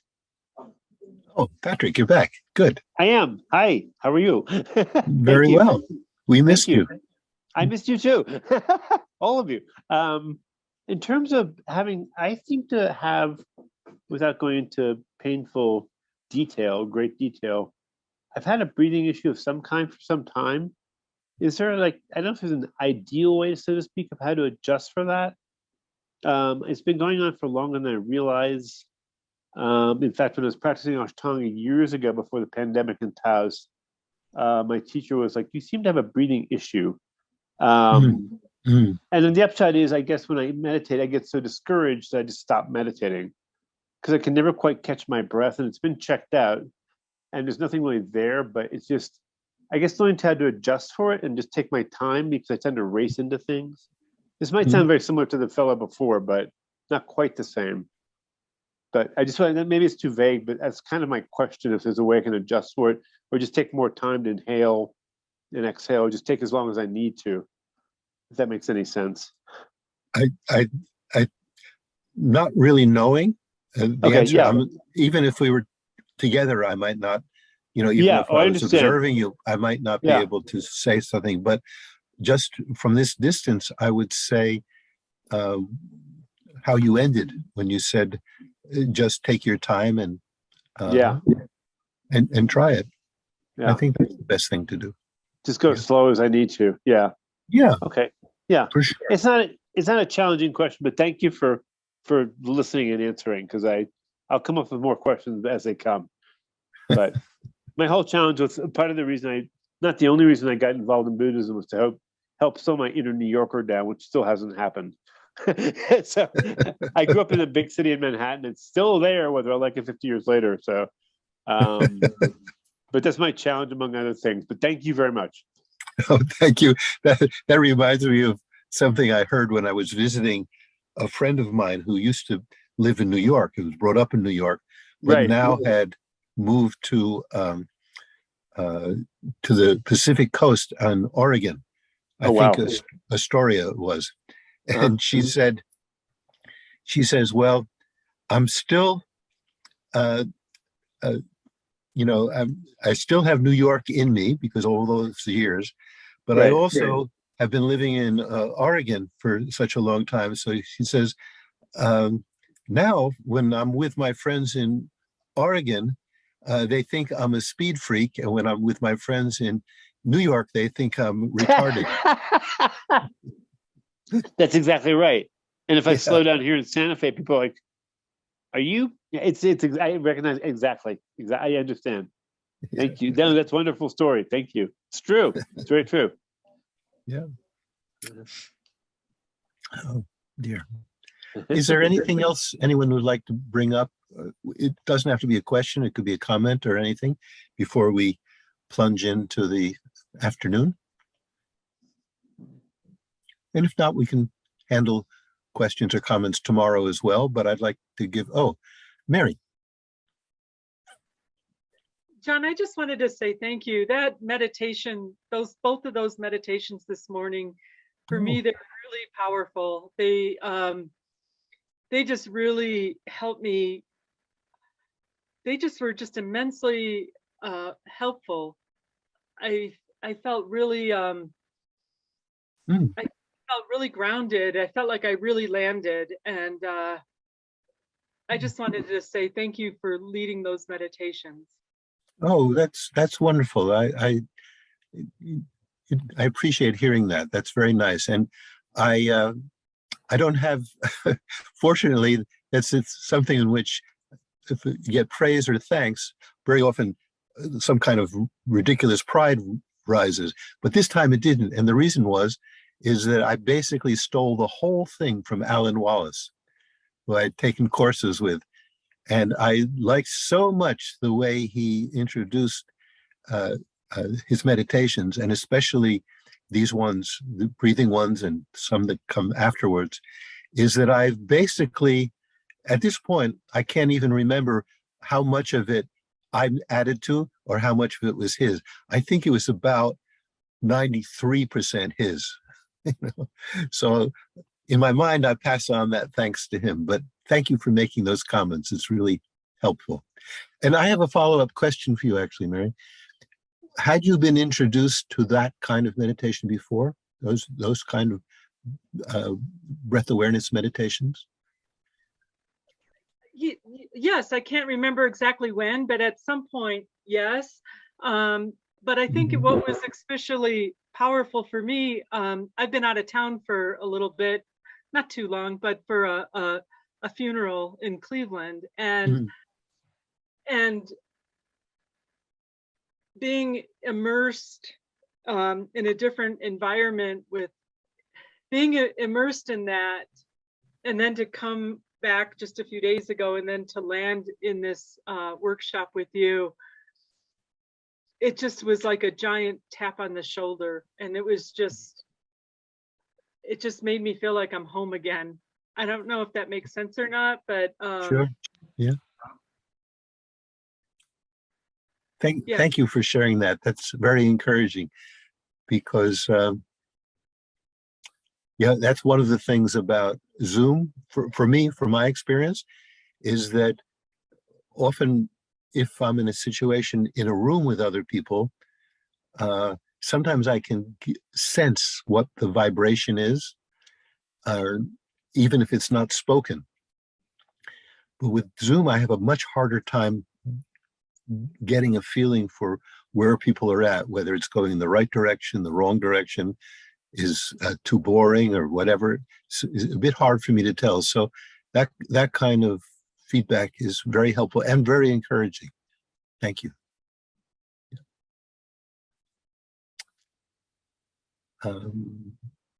Okay.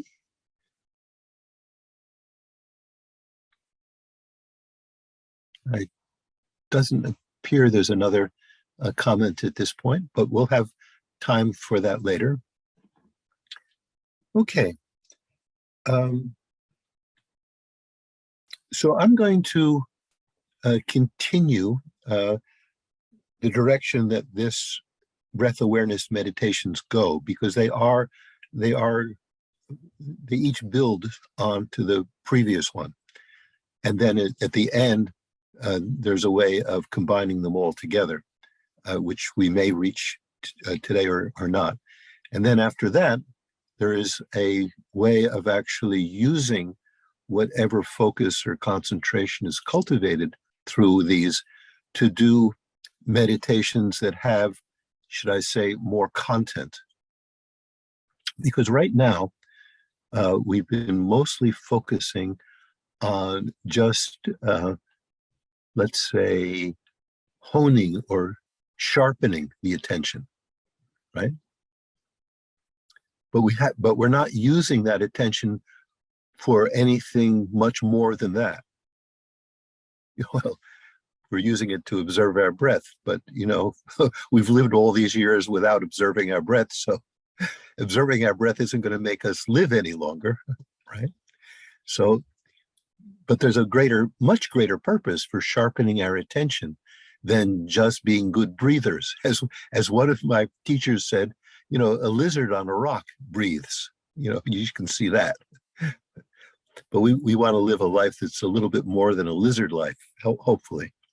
So the other thing is that in addition to sharpening our tools or making our mind more usable, more focused, excuse me, then there's a much greater purpose, and that is using that sharper, clearer, more focused mind to actually cultivate certain states, such as we've referred to already, though we haven't talked about it too much, cultivating loving kindness, cultivating compassion, sharpening our wisdom, and so forth. So while the breath awareness meditation is extremely helpful, and it is so helpful, in fact, that nearly all of my teachers recommended that no matter what meditation we're going to do in a particular session, that we start with a few minutes of the breath awareness, right? Because that puts us in the best possible position to benefit from whatever topic the meditation is going to be on, whether it's something like impermanence and death, or whether it's cultivation of bodhicitta, or whatever it might be. If we start by getting into the proper frame of mind with the breath awareness meditation, whatever meditation that follows that is going to be much more effective. Okay. So I'm hoping, and I think we should be able to do it, at least by tomorrow, if not a little bit later today, we'll see. We can utilize whatever focus we've cultivated up to that point and apply it to something more interesting than just breathing. Okay, so we'll see. If not later this afternoon, then tomorrow we have several sessions, so we can at least approach it at that time. Okay. So I'm gonna take a brief drink to help wash down my lunch.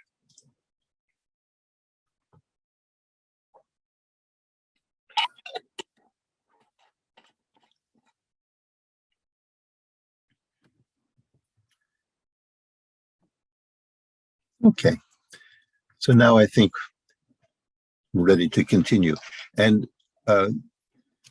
as before, there will be breaks in these meditations, and some will be long enough so that if there are more comments or questions, we can do that at that time.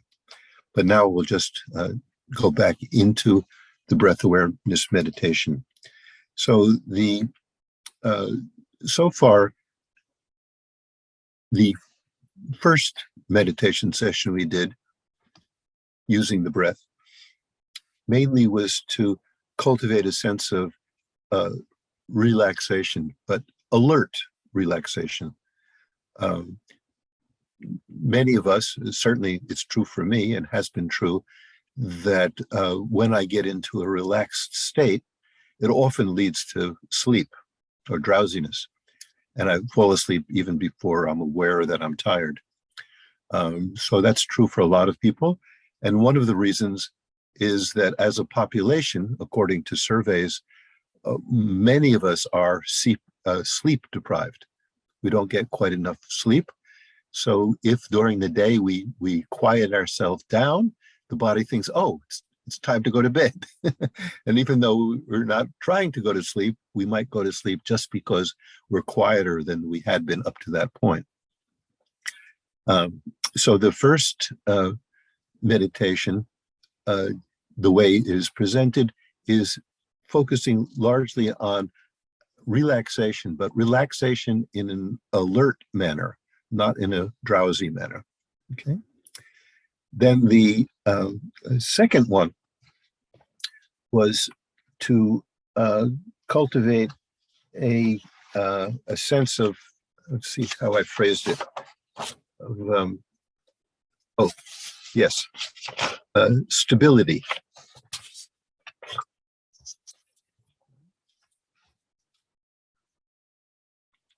And now the third one is to cultivate a sense of vividness in our attention.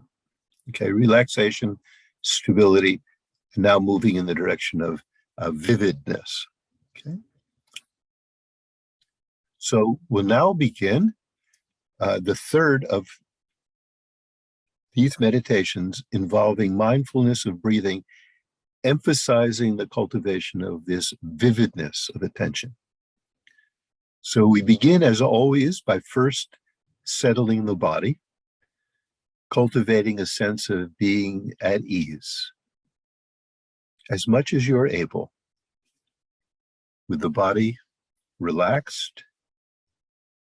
Maintain stillness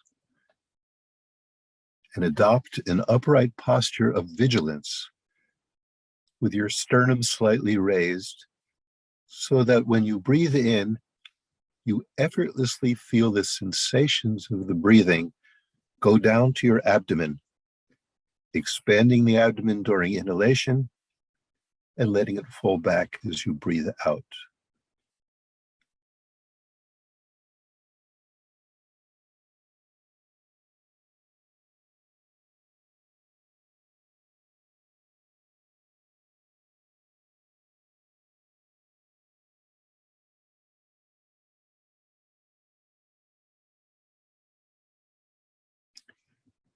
And to complete this settling of the body, take a series of slow, deep cleansing breaths.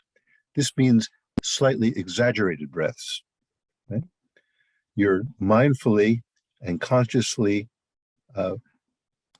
breathing deeply, breathing in through the nostrils all the way down to the bottom of the abdomen, and then filling oneself up from the bottom upwards until we have reached nearly full capacity. And then, before it becomes difficult to hold the breath any longer, then release the breath effortlessly and do this 3 times. So 3 mindful, somewhat exaggerated cleansing breaths. We can do that now.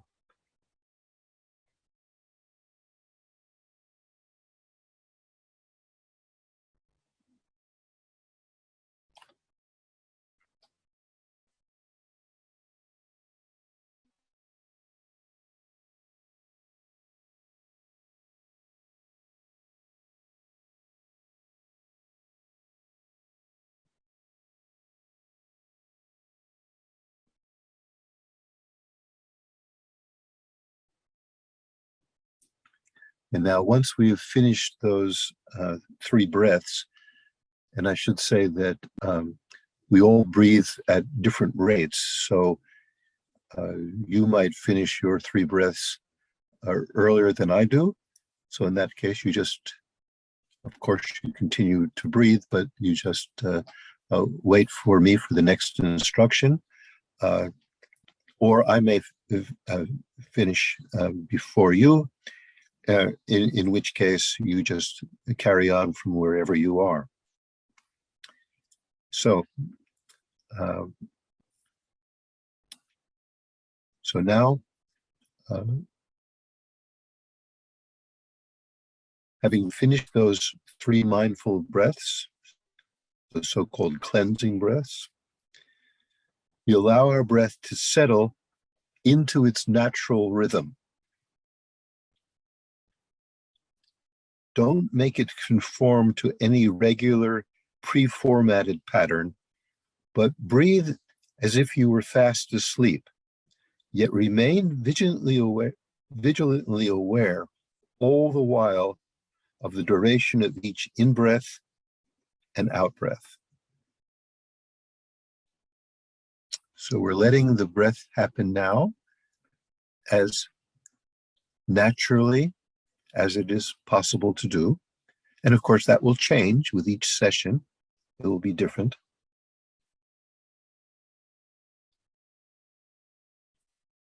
But as the breath is happening, you just remain aware all the while of the duration of the breath. And for this, there's a piece of advice that I once heard.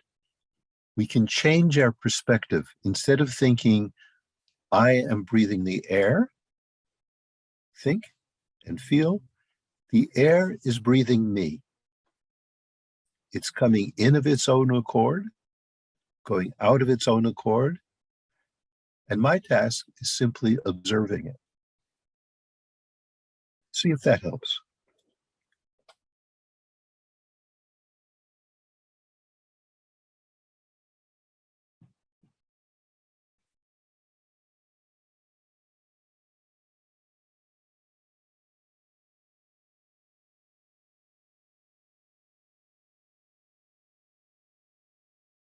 So during this process, we observe the breathing closely, but without over-regulating it in any way. For example, without preferring one type of breath to another. Just let the body breathe. Observe it closely, but passively.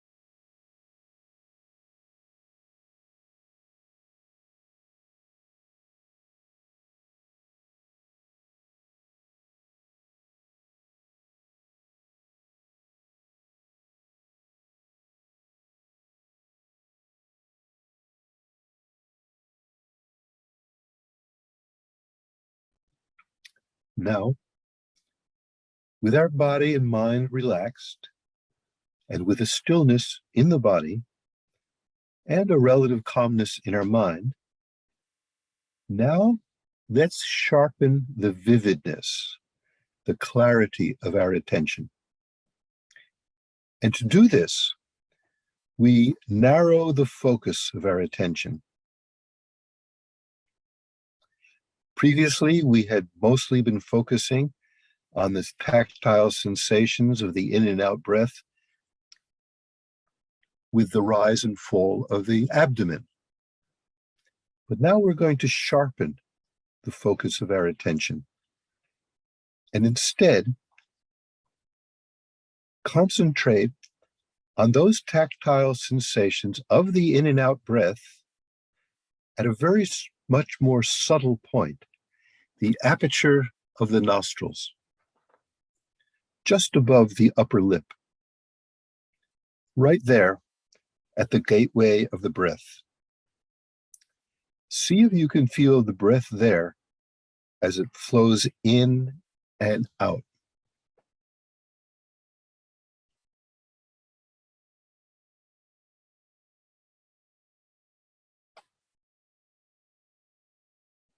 This is a much more subtle point of observation.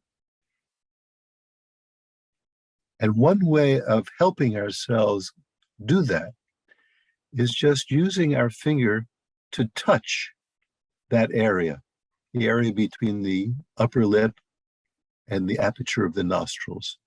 If we touch that gently, almost like tickling it with our finger, automatically a sensation will be aroused at that point, at that point of our focus. Then, even when we drop our hand and no longer are touching that area, there will be an echo or a residue of that sensation in that upper lip area. And then we use that sensation as the focal point of our attention. Okay. And if it happens later on that we lose that focal point, then we can just touch that area once again until the sensations become very obvious, and then focus in that area. After a while, it's possible to get to this area without having to touch or without any extra help. We can just do it through the force of the very subtle breath that's brushing against this upper lip area.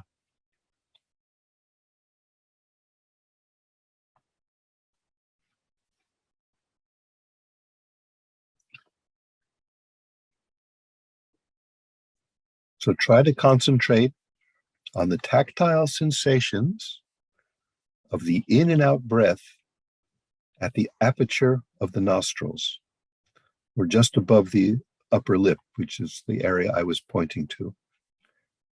Right there at the gateway of the breath. So that's what we'll call this area, the gateway. See if you can feel the breath as it flows in and out over this gateway.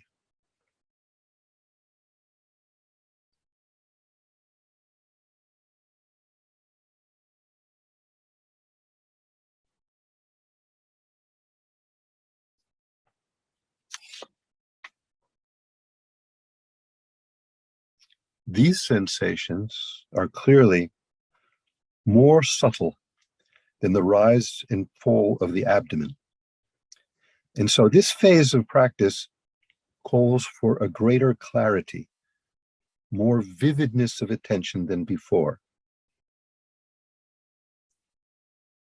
And as we concentrate upon these subtler sensations at the gateway of the breath, we should try to make sure that the muscles of our face are not becoming contracted. That's a very natural reaction for us when we try to focus on a small point or a difficult point. The muscles in our face contract as if to help the focus. But this is not a tight concentration exercise. So let's try to keep our eyes soft, our forehead spacious, and our face in an expression of repose, like that of a sleeping baby.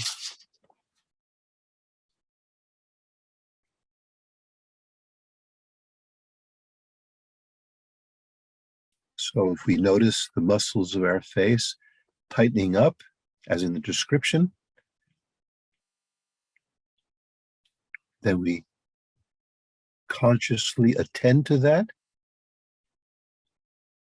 and let go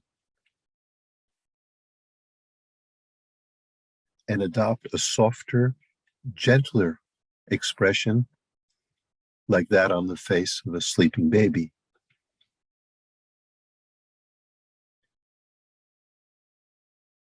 And then we direct our mental attention, not your eyes, but just your mental attention to these subtle tactile sensations at the gateway of the breath.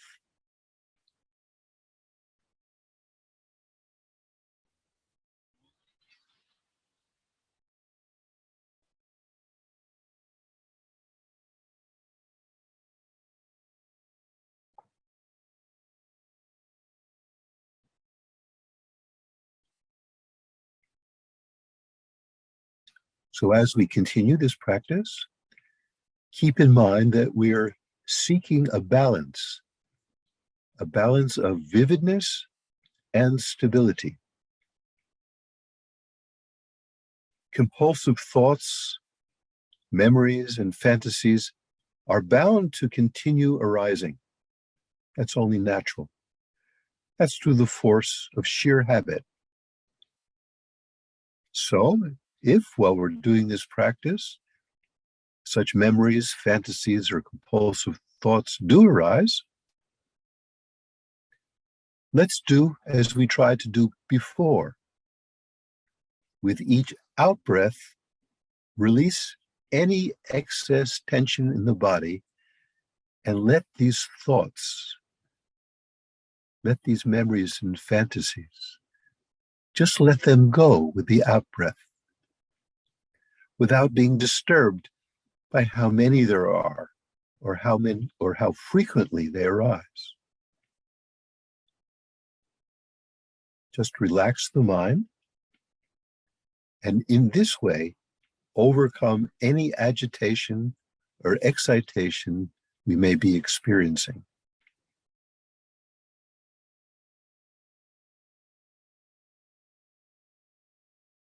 Then with each in-breath, we arouse our attention, paying closer attention to the tactile sensations at the gateway of the breath.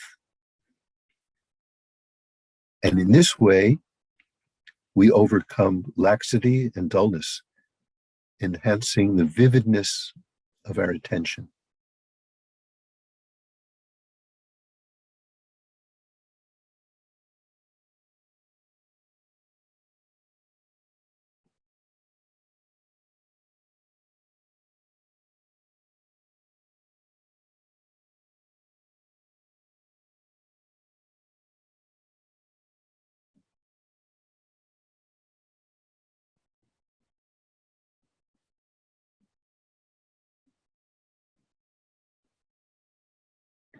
So during this phase of the practice,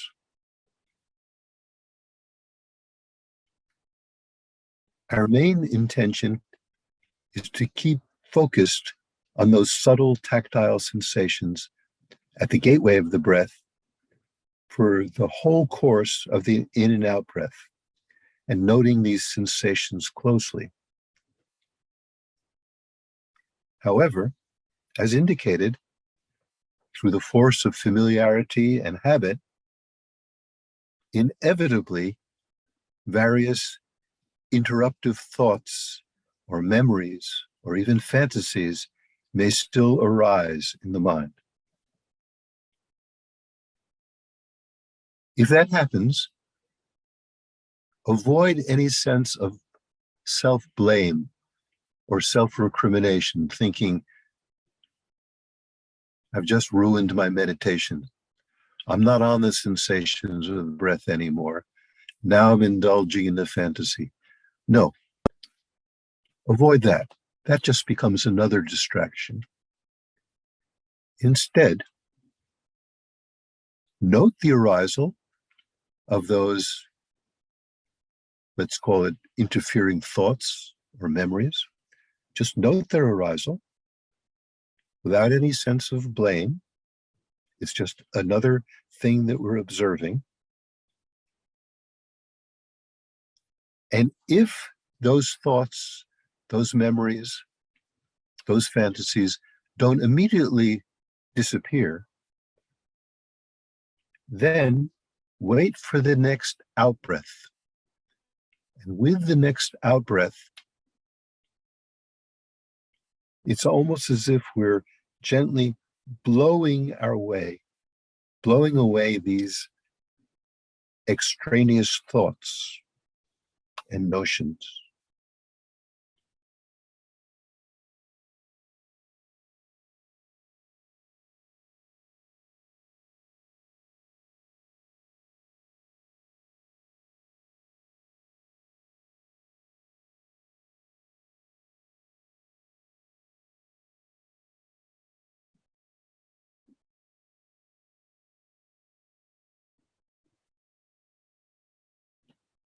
It may become possible to be able to rid oneself, for the moment at least, of these interfering thoughts, memories, and so forth, just with one out breath. Or it may require 2 or 3 successive ones. But see if we can let go with just the next out breath, if possible. And having let go of these interfering thoughts, memories, fantasies, whatever they are,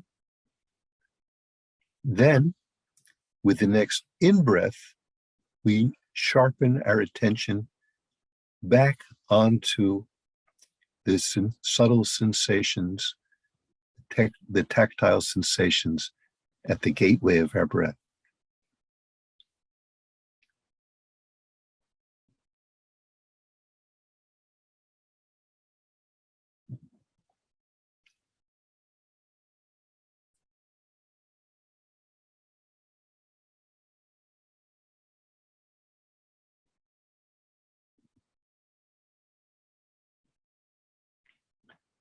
Now, sometimes it's good when there's a succession of instructions to give yourself a short break. Just pause and kind of regroup the attention. And then start again. So if you need to take a short break of just a few seconds at this point, you can do that. Otherwise, just continue observing the incoming and outgoing breath as before, experiencing it at the gateway of the nostrils, the gateway of the breath. So during the main part of this practice now, we're keeping our attention focused on those tactile sensations for the whole course of the in and out breath. From one inhalation through to the next exhalation. All the while noting those tactile sensations at the gateway closely with good focus, though making sure that we're not tensing up our face muscles.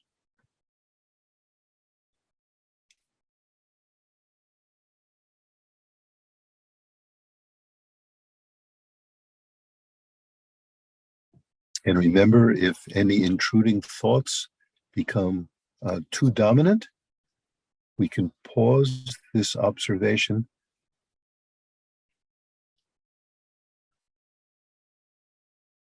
pay particular attention to the out breath, and as we let go of the out breath, we simultaneously let go, or we could even say gently blow away whatever thoughts or memories interfered with the practice.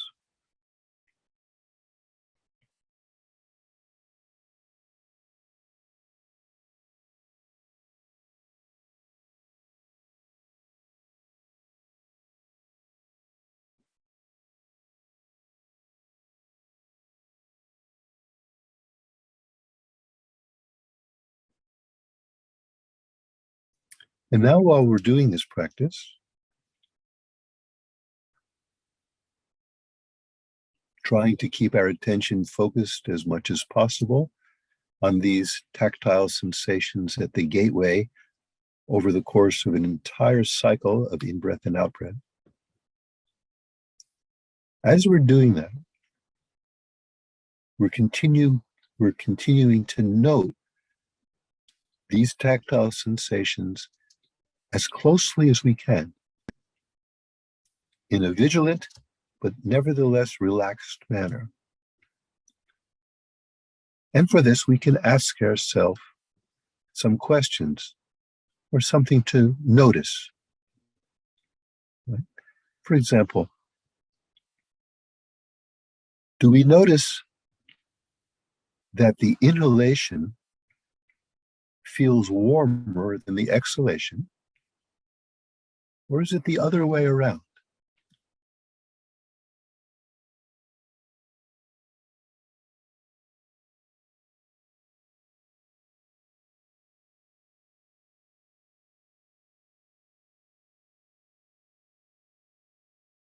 We might not have noticed any difference in the temperature that we experience of the breath between inhalation and exhalation. But the more we pay attention, the more we focus, we can discern. Either the inhalation is warmer than the exhalation, or perhaps it's the other way around.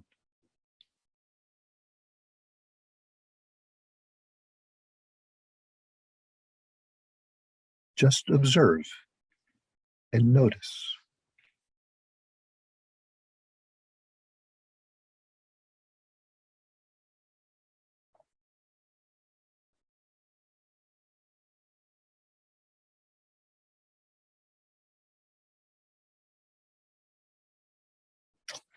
Another thing to notice is if there are any pauses between the end of the in-breath and the beginning of the next out-breath. For example,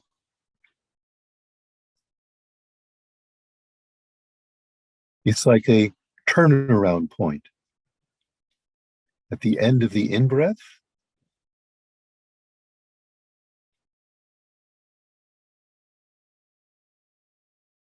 is there a pause between the beginning of the next out-breath? Or is there no pause?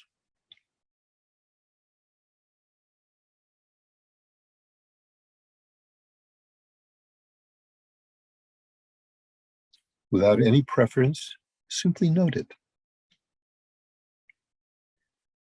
And occasionally, you might discover that there is a pause, but it's at the end of the out-breath and before the next in-breath.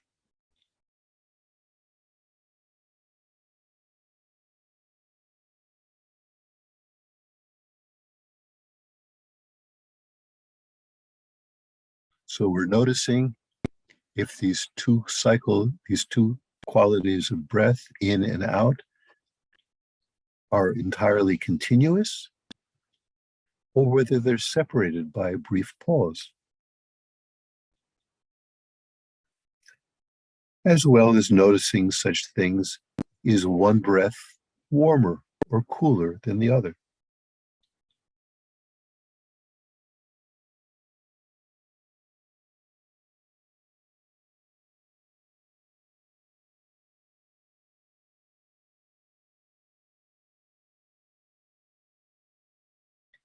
And the closer we pay attention,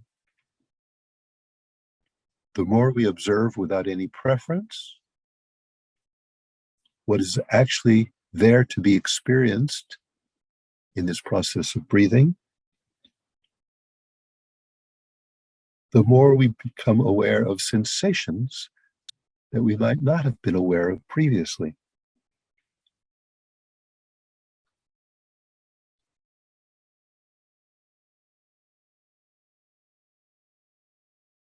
There may be other sensations that arise right at the aperture of the nostrils, above the upper lip, or even between breaths.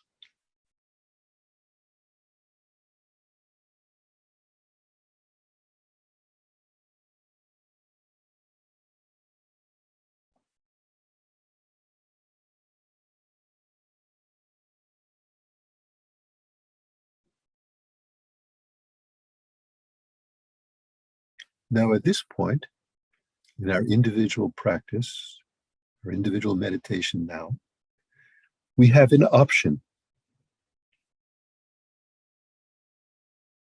We can either try to stabilize our attention by counting the breaths as was described before, or not. Maybe you have a sense from earlier today whether counting the breath was more helpful or not.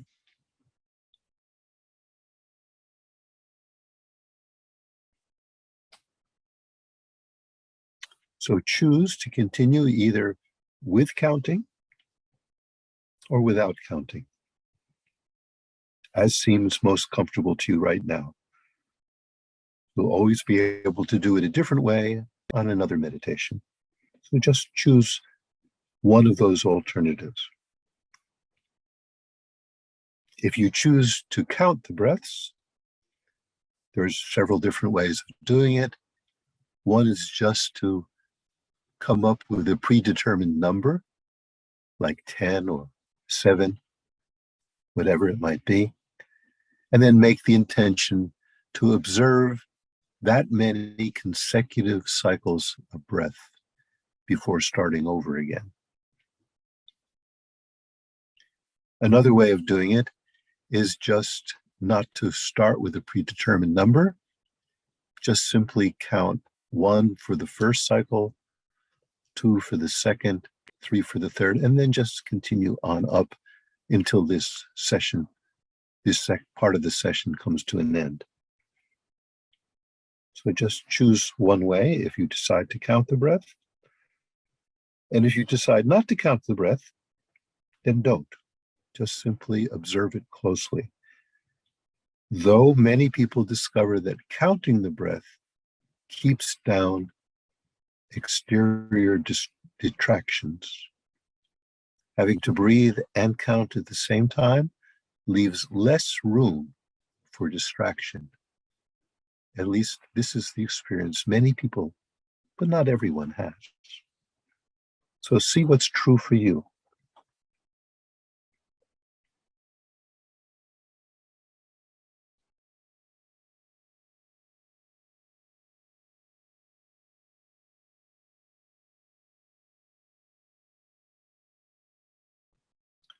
So you may count the breaths to a predetermined number, or you may count them only occasionally, or you may decide not to count them at all. Trust your own experience. Simplify your conceptual mind.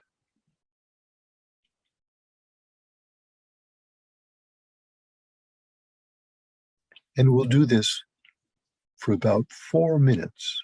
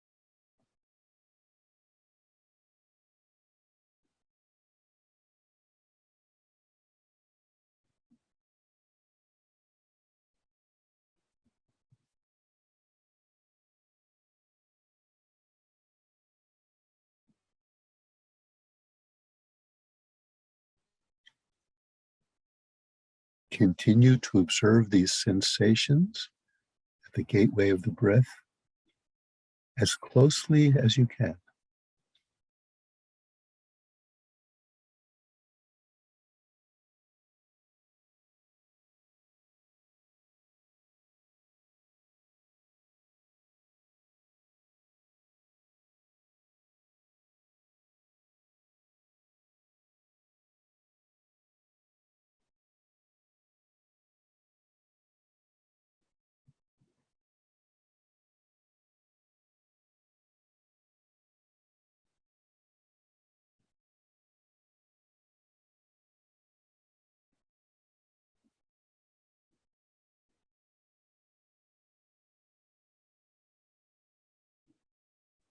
if and when we lose track of this observation,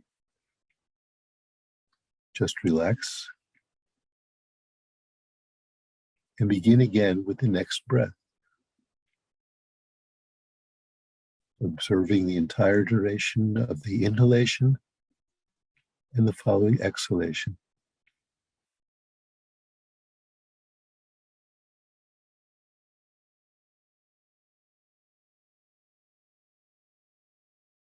And employing counting if that proves to be helpful.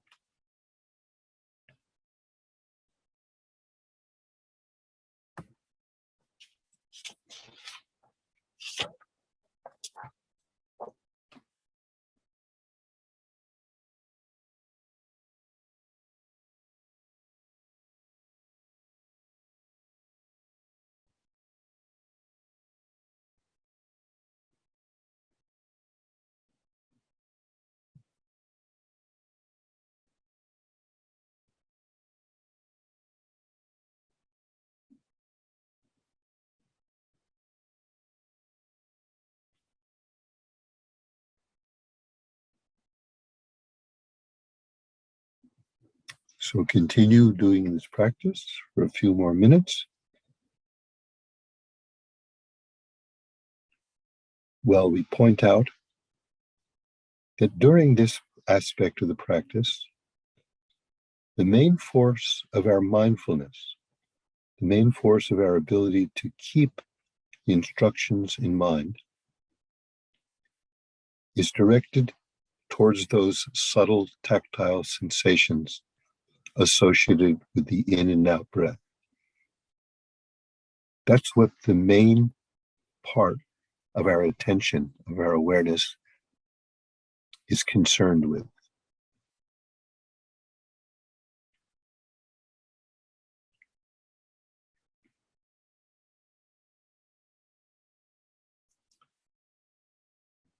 So that kind of mindfulness,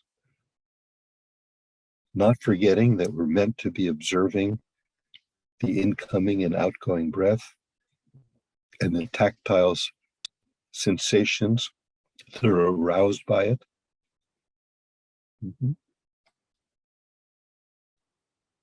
That kind of mindfulness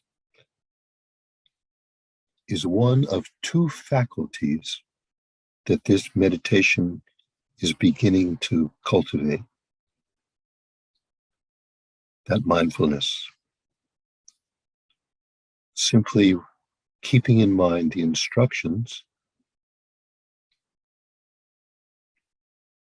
and observing the breath and the sensations as those instructions call for. But there is another faculty of mind to be cultivated at this time, in addition to this mindfulness, to this not forgetting. And this second faculty is known by different names. But one very effective name for it is introspection. Introspection. Mindfulness has us focus on the quality of the breath. Introspection helps us focus on and monitor the very quality of our attention.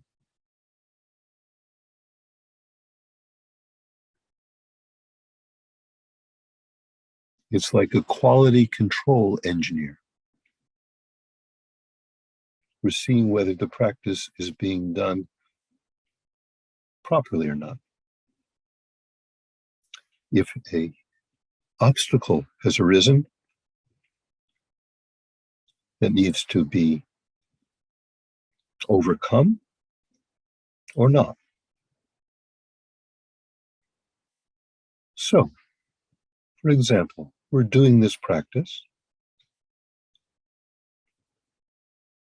We're being mindful about the incoming and outgoing breath and those subtle sensations at the gateway that this motion creates.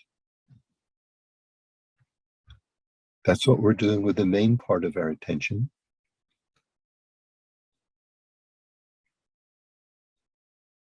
but with a corner of our mind, using this quality of introspection, of checking up, we're noticing if, on occasion, we find ourselves caught up in distractions, our attention having been hijacked by some extraneous thought or sensation, so that we're no longer mindful of the breathing.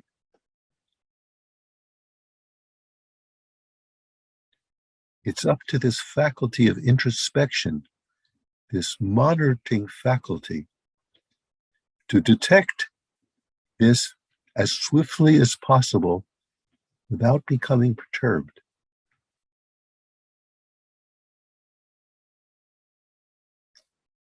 If, as is very likely, you find that your mind has fallen, let's say, into some agitation, that we're no longer on the sensations of the incoming and outgoing breath, but our attention has been hijacked to something else, do not become perturbed. This is quite natural. There's nothing to be upset about, but just notice it. Notice that the mind has fallen into a state of agitation. So without being disturbed or filled with self-recrimination, just recognize this fact. And as soon as we do recognize it, using this introspective ability of ours, then loosen our grasp on these interfering thoughts or whatever the other distractions might be, and return to the simplicity of the present sensations of the breath, remaining in the here and now.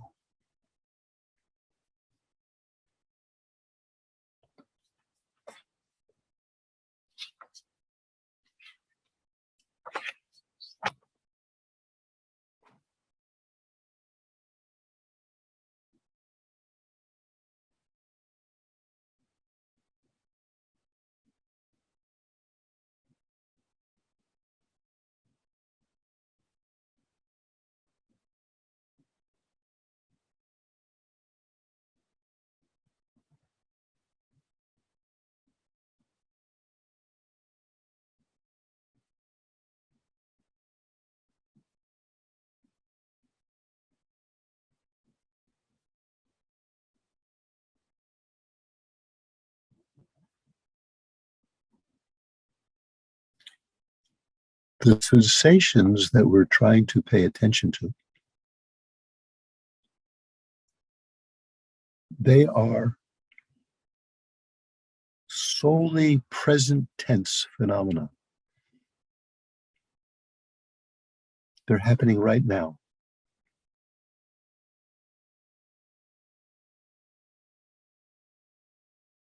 A sensation of before has passed.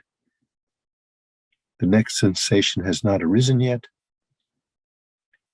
So by paying attention to what's happening in our body with these sensations in relationship to the breathing is happening now, happening in the here and now.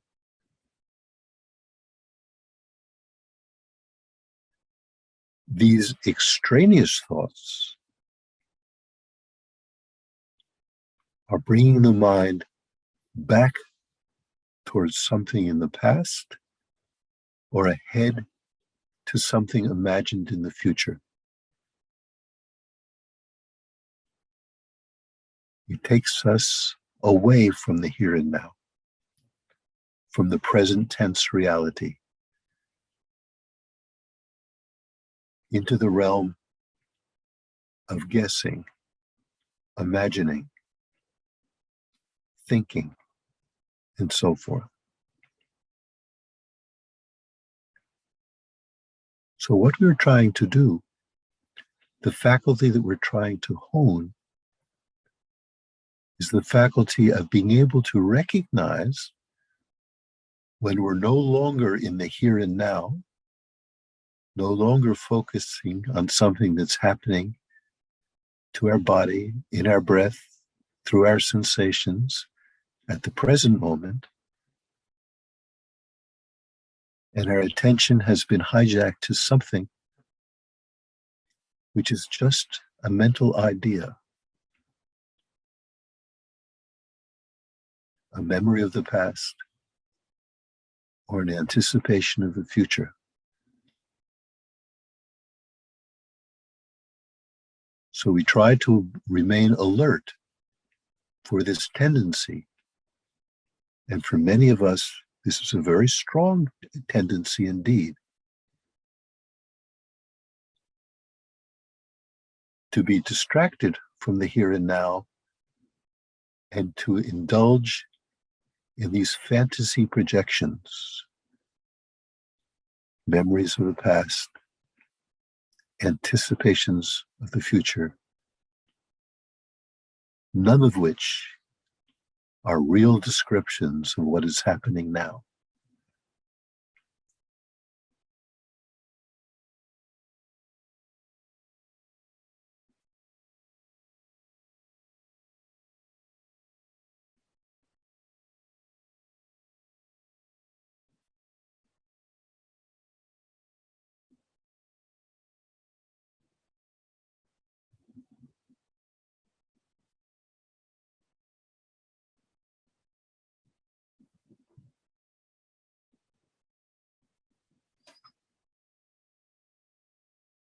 Now, soon there will be an opportunity to spend a few more minutes on this type of meditative concentration. But before that, we can note that this introspective ability, one of its tasks is to detect as swiftly as possible the occurrence of excitation, meaning when we lose our focus by being carried away by thoughts, dreams, and other stimuli. But we also need to be on guard against our attention falling into the other extreme, which is called laxity. There's excitation and laxity. Excitation is when other thoughts come in and hijack the attention. Laxity is when the mind falls into a kind of dullness, getting spaced out, perhaps even falling into drowsiness and sleep.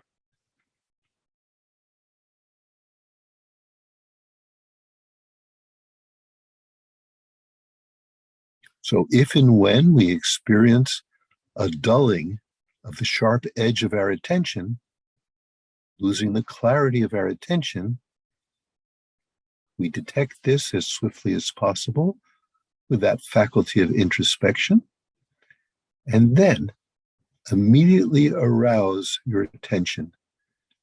Take a greater interest, a fresh interest in the object of meditation, which in this case are the subtle sensations at the gateway of the breath.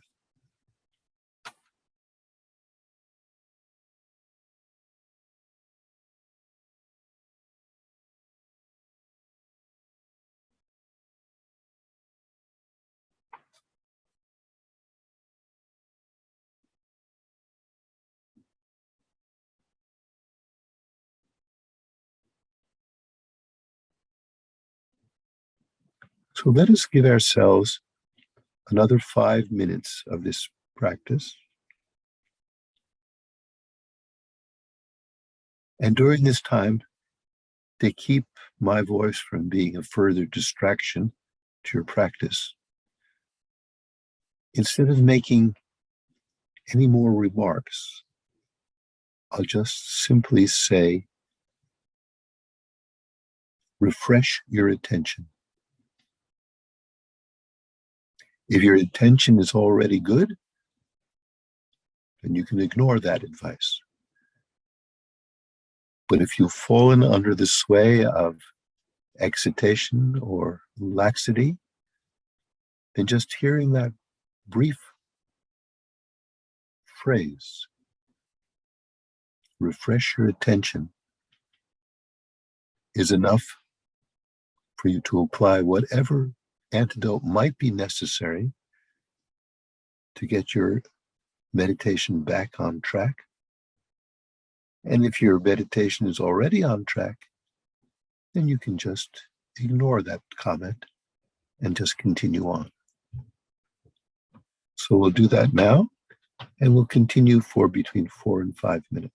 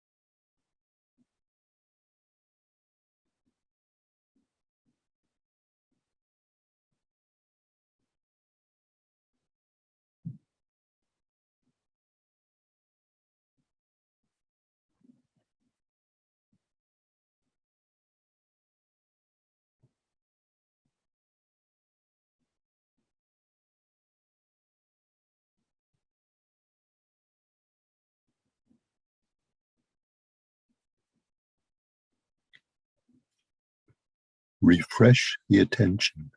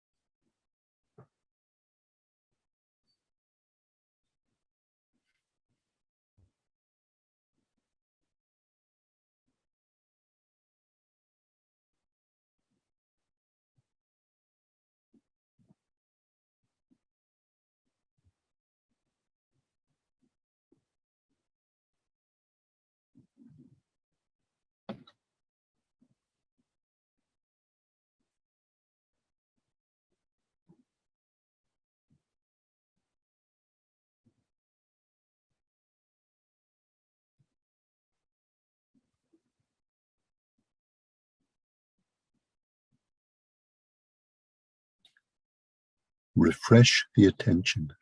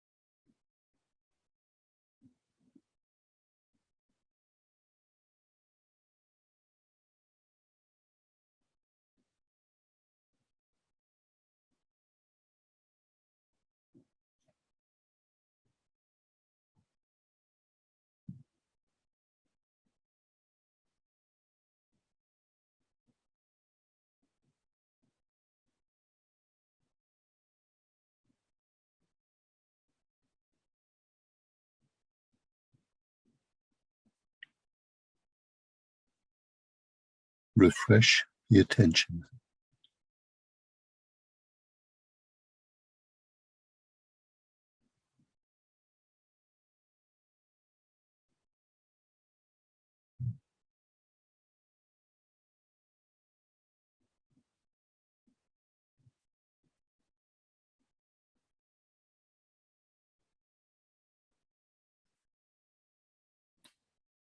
And now relax the strength of our attention and bring this section of the meditative practice to a close. And allow the mind to arouse itself from whatever state of meditation has been cultivated.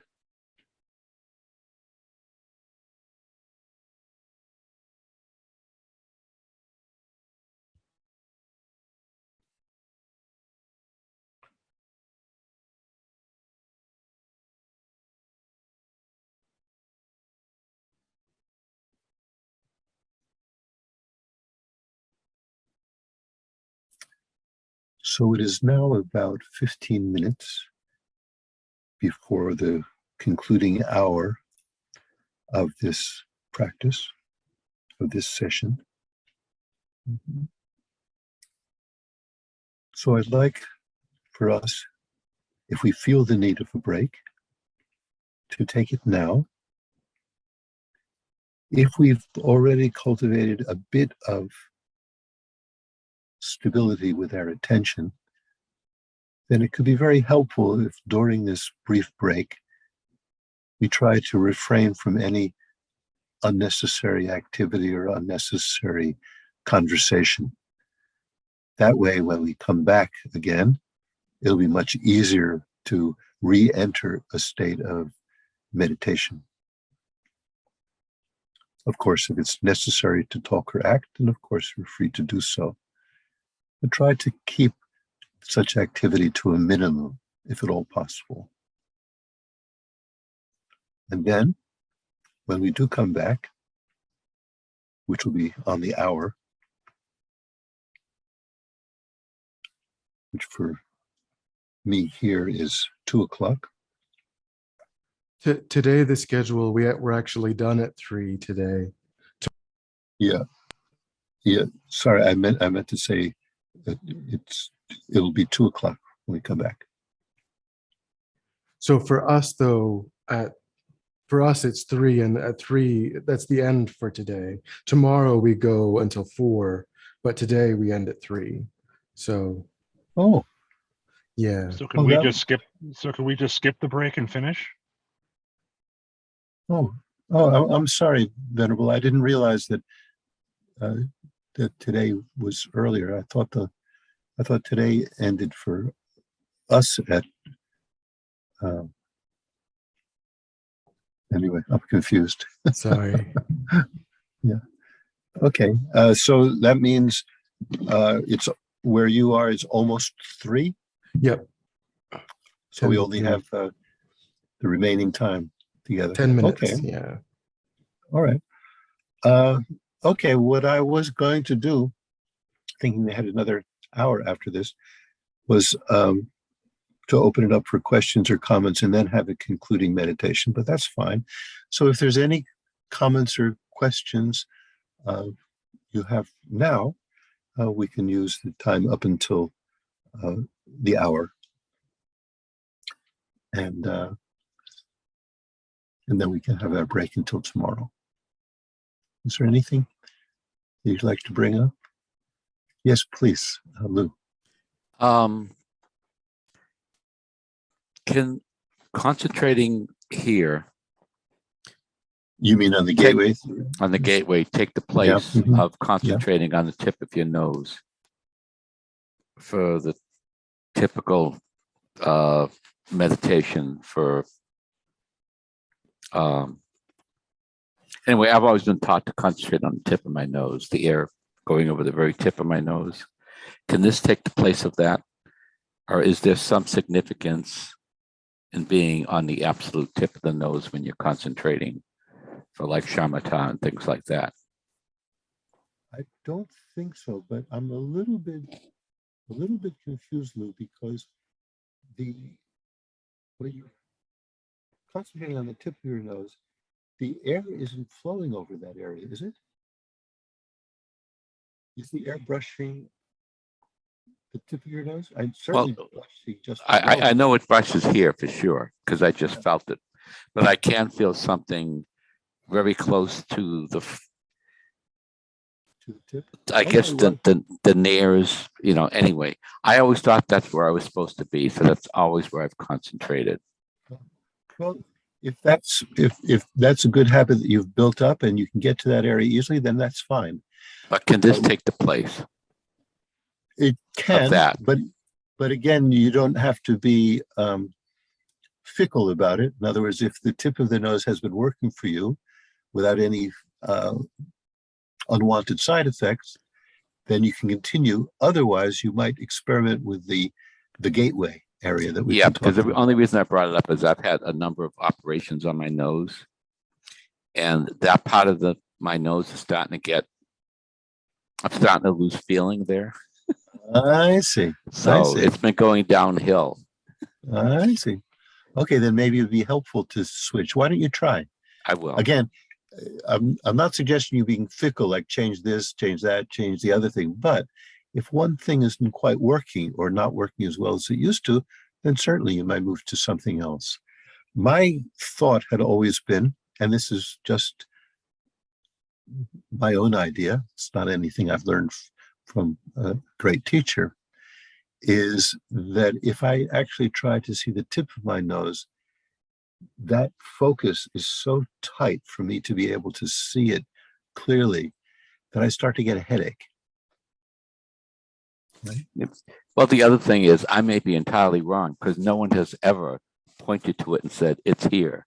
You're the only person that has ever taught me that actually pointed to where they wanted me to feel it.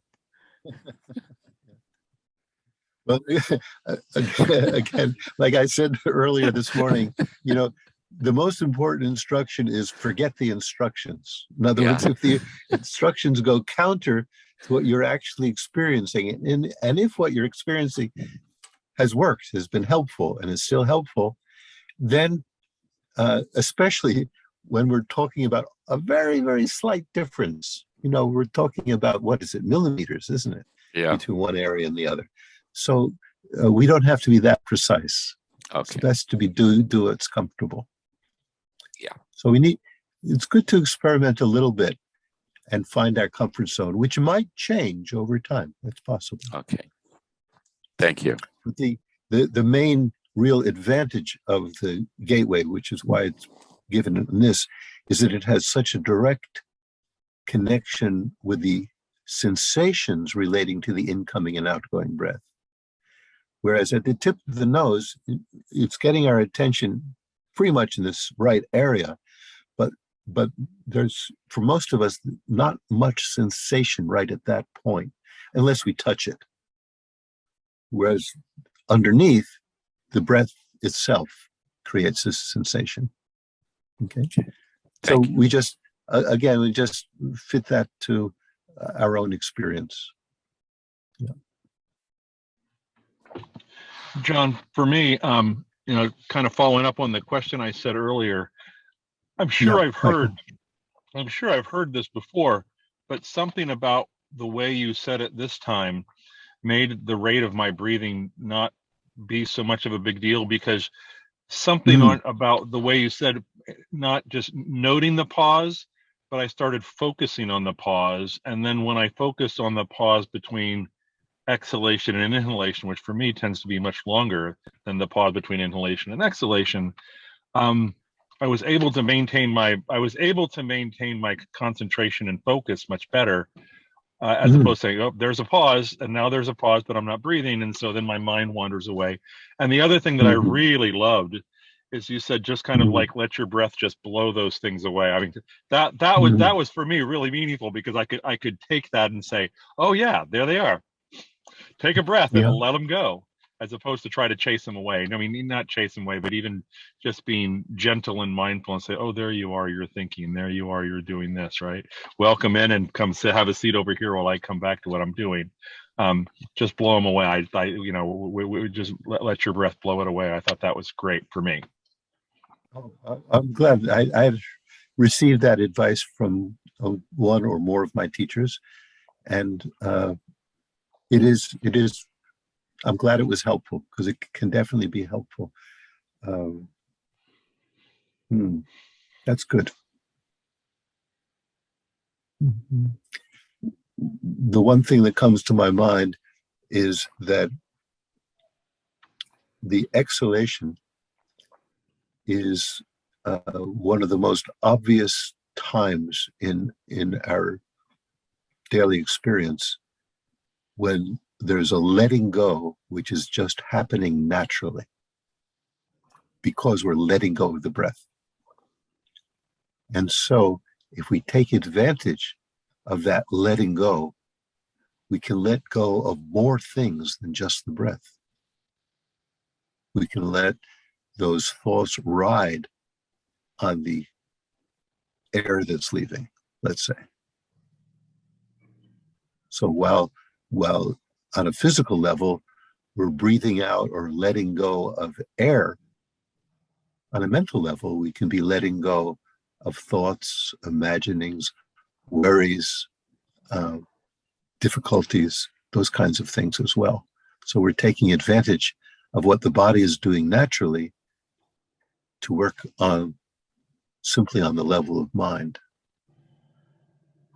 So that can be quite helpful. I'm glad it did prove helpful.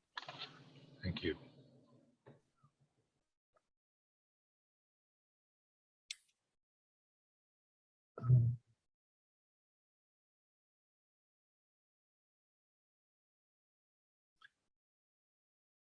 Okay.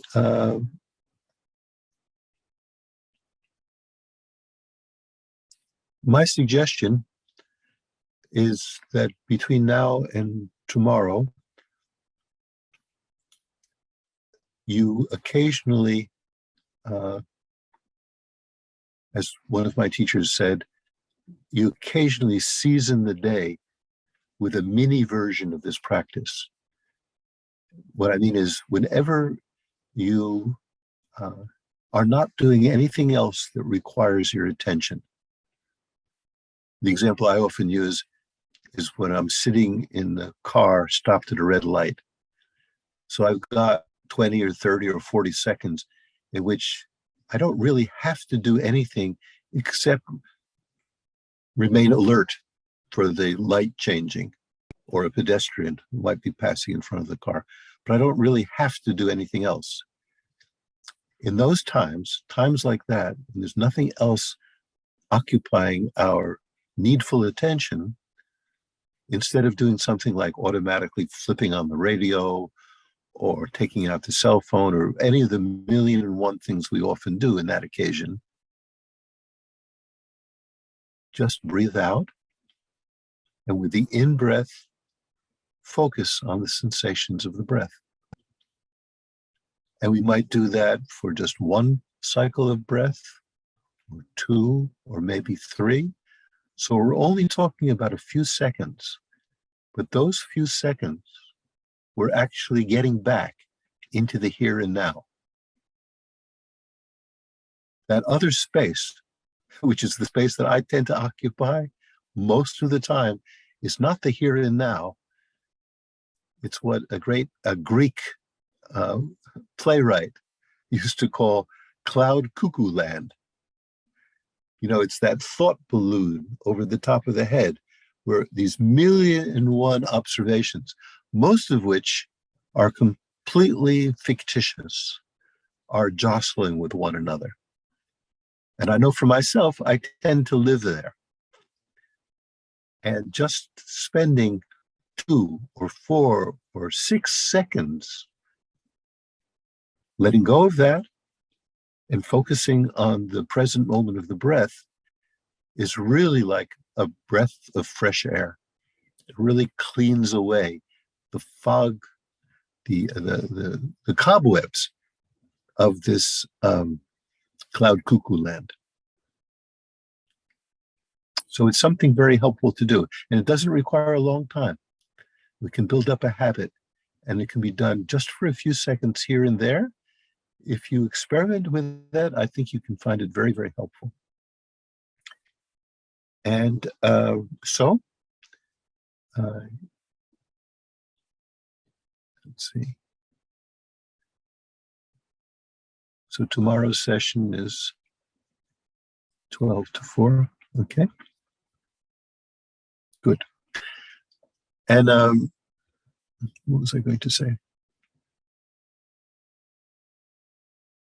Oh, yeah. So, we always end a major portion of a section of the session with dedicating the positive energy we may have cultivated, even if we haven't been that successful in honing our concentration. At least we've made an effort, and that effort itself is very powerful. It's very beneficial. So we can dedicate whatever positive energy we or any of us have generated so that our concentration may increase, so that our ability to discern the nature of our mind may become clearer, and as a result, we can remove the energy of the negativities that are responsible for suffering and increase the strength of the positive states of mind, which are responsible for all happiness, from the mundane to the supermundane. So we make a dedication like that, and so that not only ourselves, but all the beings we encounter may be happy and healthy and safe, and continue the practice of understanding the nature of the mind. Then I'll see you, what to me is going to be tomorrow morning at 11 o'clock. So it must be 12 o'clock for you, right? For some of you. Okay. Good. Well, thank you very much. Thank you, John. Yes, I should add, if between now and tomorrow you come up with some questions, and either if you're shy to ask them because you don't want to take up other people's time, though I'm very happy to hear what you have to say, whether I can answer them or not, or whether you think it's you're not shy, but you're just not sure whether it's a proper, helpful question or comment to make. If any of those things happen to you, and there's something that you would like to share, either with me or with the group, then jot them down so you don't forget them. And if you feel you might not get the opportunity to ask them, I'm very open to having you send them to me by email. Right? And then I look at them, think about them, and if I feel that there's a reasonable response that I can give, then when the tomorrow comes along at the appropriate time, I can visit those questions. So probably my email is available, but actually it's very simple. It's just my full name, which is Jonathan Landaw @gmail.com. Okay. And otherwise, I think that can probably be posted somewhere. I just don't know how to do that. Okay. So Jonathan Landaw @gmail.com. I'm very, oh, there it is. You are the wish-fulfilling host, Mary. Okay, everyone, enjoy tomorrow. I mean, enjoy up until tomorrow, and enjoy tomorrow as well. But the remainder of this day, until we meet again, thank you and be well. Thank you, Bye-bye John. for now.